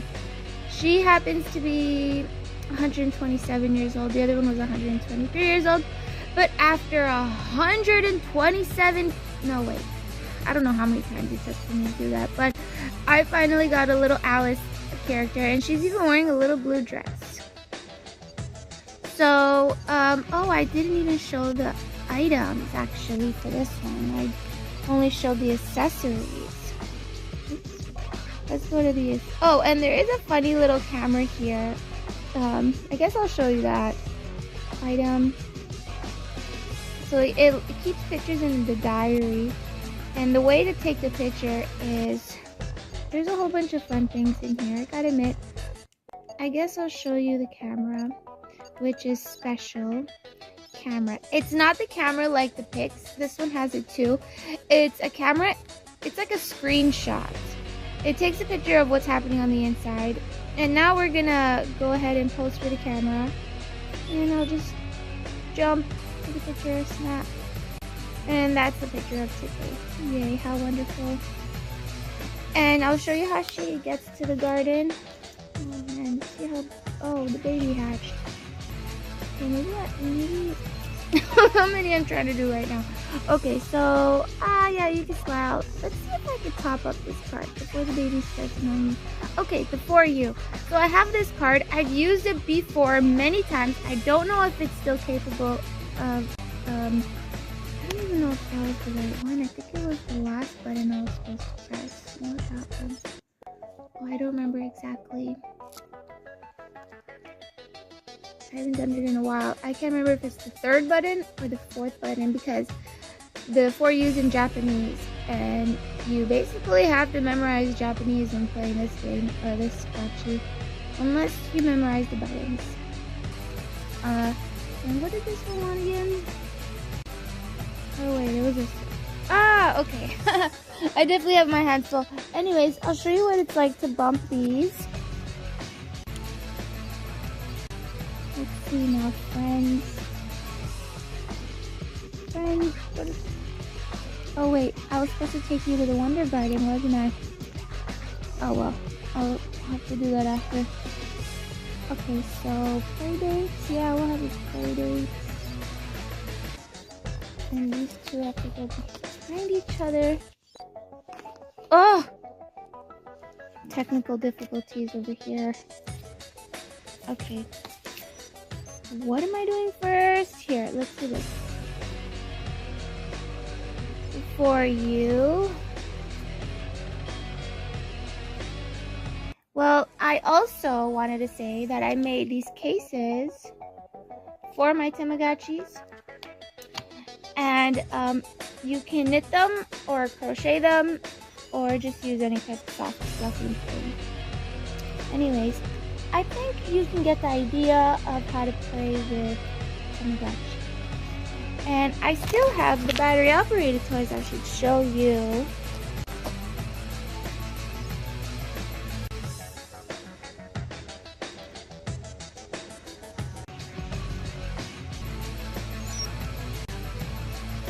Taynia, 18-inch dolls. That's what it was like when I first got the card and I tapped it. Funny card. Anyways, if you're really into Furbies, because I know there's a big gothic community that loves customizing Furbies. Here's a fun app you could do to connect to. You're wondering that if your Furby is not the same generation, it should still connect, because I know these are both Furby booms and they sort of upgraded the app to this one. It'll still connect, but I remember my pink one used to connect really well, and then I had gotten my black one and I didn't know. I knew she was a Furby boom, but I didn't know if she would connect. But then later I found out that whenever I would feed her, she would start making eating sounds and stuff. So it sounded like she was still eating too. And I really like them, but I also try not to do too much to them. Here is a puppy that I found at the thrift store the other day, and I love it so much, and I'll show you why. So I'm gonna bring her here. Basically, when I first found her, every time she would walk, she would fall because I guess her paw is weak, and she comes with this leash. But then later I realized if I attach this harness to her, and this is to wag her tail. The first button wags her tail. Second button, she can walk. So she can actually like walk herself now because she has the harness on. So I'm really happy about that. And whenever I give her her little top, I just put the little leash there, and she's really like walking herself. So it's really cute. She's another Walmart brand actually.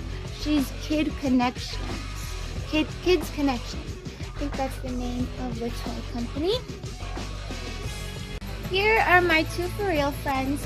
If you like For Real friends, you can find some type of app that has to do with them on App Store. This is Cuddles and this is Daisy. They're actually a bit retired because they don't sell them anymore. But when it comes to For Real friends, they're very difficult to find. So I say that if you find one, you keep them because they're lots of fun. Here are two Zuzus. Over the years, I've had like half a dozen of Zuzus, but somehow they didn't last, or I gave them away. This is the newer version, these are the older versions, but they're still really fun, and they're motion censored, and they move around on the floor. Here are my Hatchimals, the battery operated ones, and they have a really fun app online if you want to play it.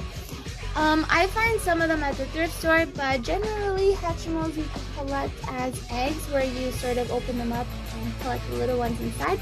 But these are the battery operated.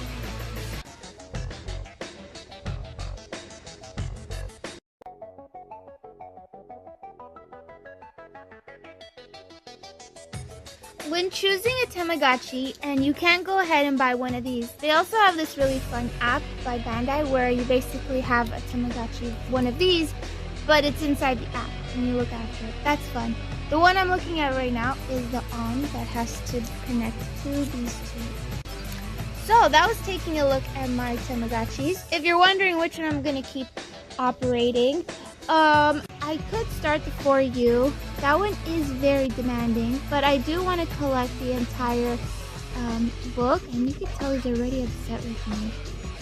No, he doesn't want to put up with me right now, so I'm going to have to babysit him.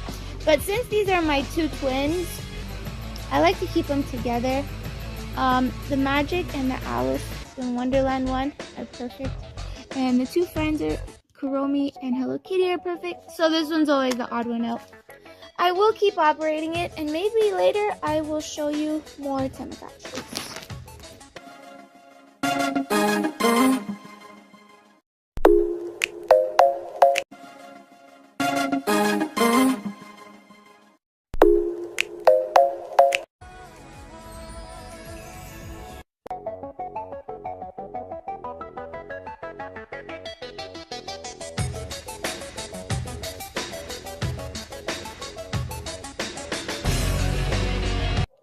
We will be looking at the first chapter of The Real Z from the Contemporary Girl 2017, Z Yang. If you have this novel yourself, Feel free to make notes as you read along, as you get familiar with the story and the character that you are reading.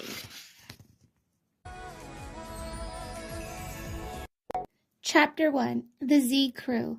I took one last look through my camera viewfinder. This was it, my favorite moment in every video I shot. 2 seconds before I press record, my palms usually begin to sweat, my heart beat out of my chest, and I got more excited than my dog Popcorn when she knew she was going for a walk. With my eyes still glued to the viewfinder, I asked, "Lauren, can you raise Kit's hand an inch?" Lauren McLean, aka my best friend, production partner, and all-around amazing prop designer, was sitting on my bedroom floor posing my Kit Kittredge doll in front of a prop mountain as we worked on a video about the California gold rush for social studies. She moved Kit's tiny hand carefully, and I zoomed in on it. "Now can you turn the pencil she's holding so it really looks like she's writing on the pad, Lauren?" Adjust the pad and pencil, which she had made out of sticky notes and a straw. I squinted harder as I stared through the camera lens and looked at the shot of Kit again. Perfect, we're ready. I pulled my purple knit beanie down on my head. I couldn't press record without my good luck charm, and got ready to say my favorite word. "Action," I shouted. I snapped a photo of Kit and cut. I turned to my 2 computer screens. One was a larger monitor that I used to view all the stop-motion shots I had taken, and the second was my laptop with my webcam recording the whole shot. I wanted to post the video for a new segment I had been trying called On Set With Me, Z. The videos were a how-to guide to doing stop-motion videos like the kind I made, which meant I was shooting a video inside a video. How cool is that? Okay, Z Crew. So maybe that wasn't the most exciting 2 seconds of filming in the world, but guess what? Every shot in our stop-motion videos is important, I said to my webcam, especially when we get a close-up of those award-worthy props, Lauren chimed in off camera. Lauren is not a huge fan of being filmed, but she loves working on AGSM, American Girl Stop Motion, videos with me. We got the idea to do an AGSM video for our social studies assignment, a class presentation about a pivotal point in history during lunch. Making videos is what we did for fun, which meant now we could have fun doing our homework. I adjusted the webcam to focus on Lauren's prop work. Look at this, Z Crew. Lauren made a paper mache mountain out of some recycled newspaper she painted brown with flecks of gold. She is a total genius. Lauren grinned. She's going to win an Oscar for set design one day. Right, Popcorn? I asked my dog. Popcorn barked and wagged her tail happily and jumped up on my legs. She was always jumping, like popcorn when it pops, which just happened to be my favorite snack in the world. It was also how my Dalmatian got her name. My Kit doll was standing on the fabric background that was our set, dark green, to represent trees in the distance. A box light drenched the scene in warm, bright light. My room looked like a mini movie studio. The special equipment was all I wanted for my 13th birthday, and I've used it on a ton since then. I turned back to my camera, focused on the scene, and Lauren raised Kit's hand as if she was waving. I snapped a shot, then she raised it again a bit higher. Each time we moved Kit, we took another picture, I explained.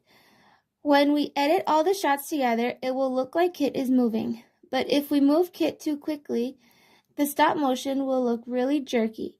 We want the scene to look seamless.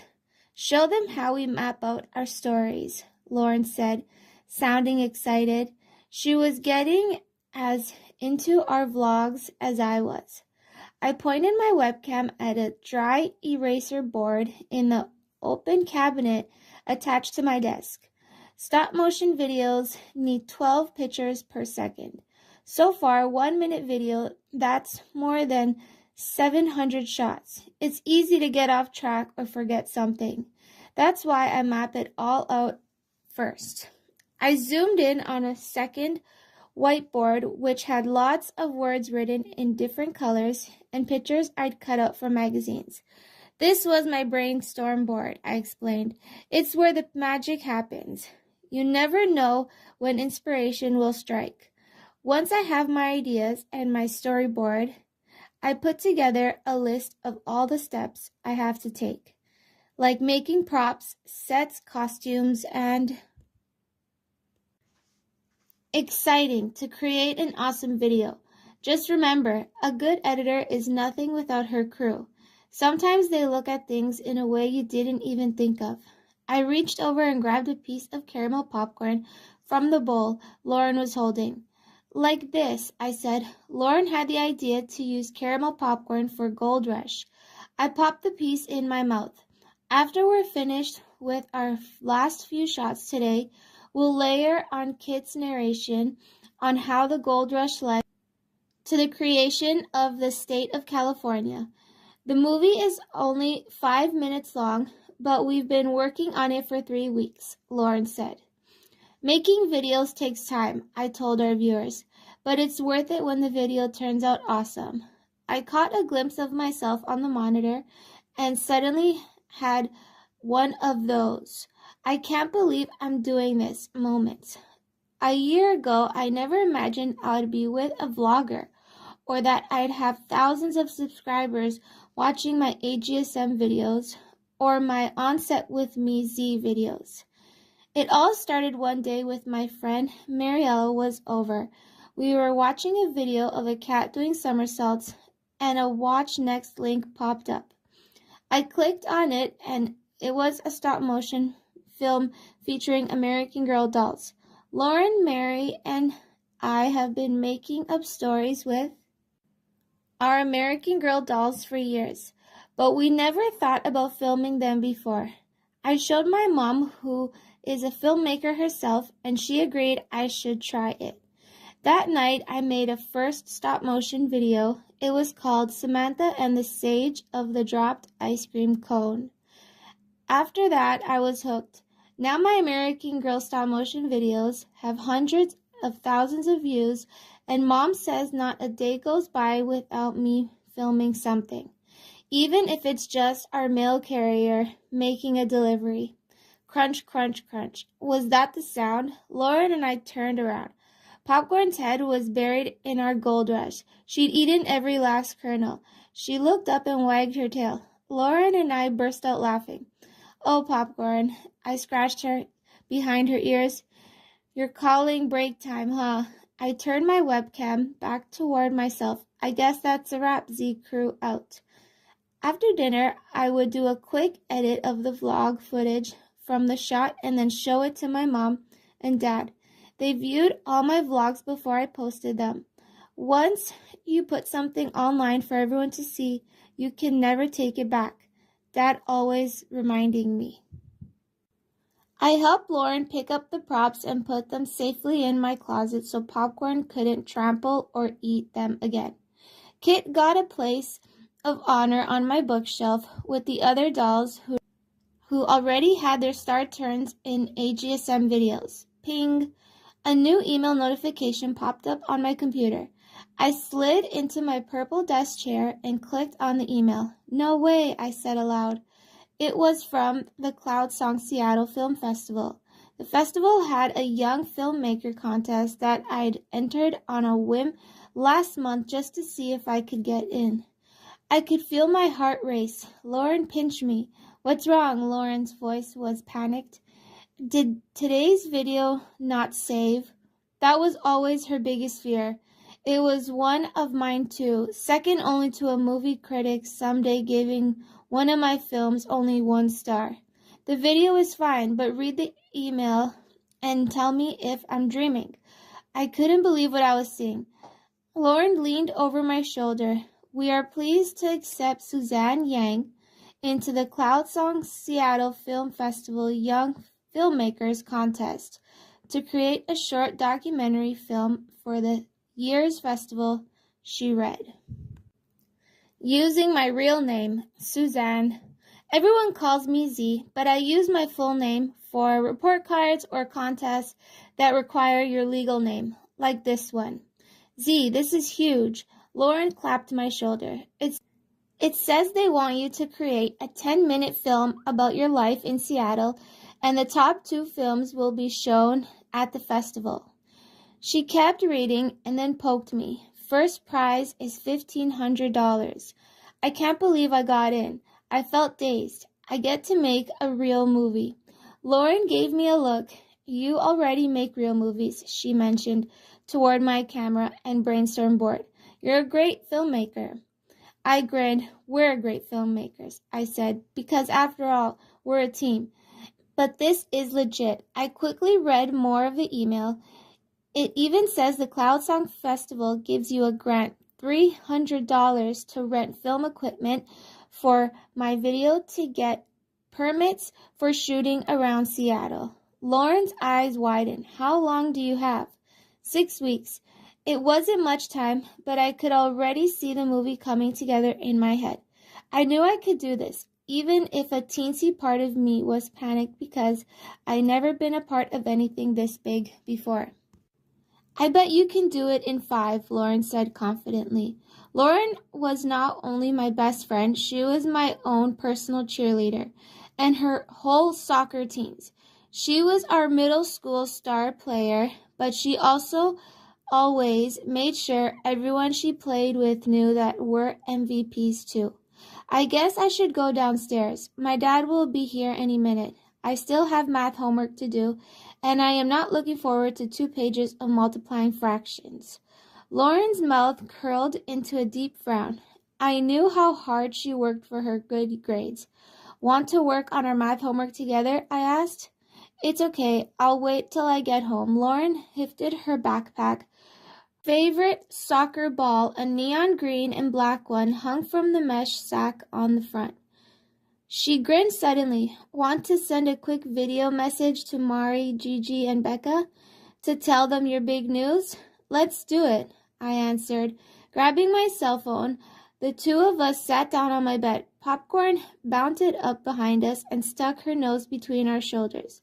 The 3 of us just fit into the small frame. I hit record, and then we made a series of funny faces and poses. Well, Popcorn did. Lauren and I are celebrating. I have something major to tell you guys when we chat tomorrow. Then I sent the video to our group chat. This was my big break. I could feel it, and I couldn't wait to share the news with my friends. We will pick up on Chapter 2 the next time we come around to the contemporary character Z Yang. As you read along, you could also make notes in your notebook or any sort of place to write down notes and enjoy the story by memorizing it.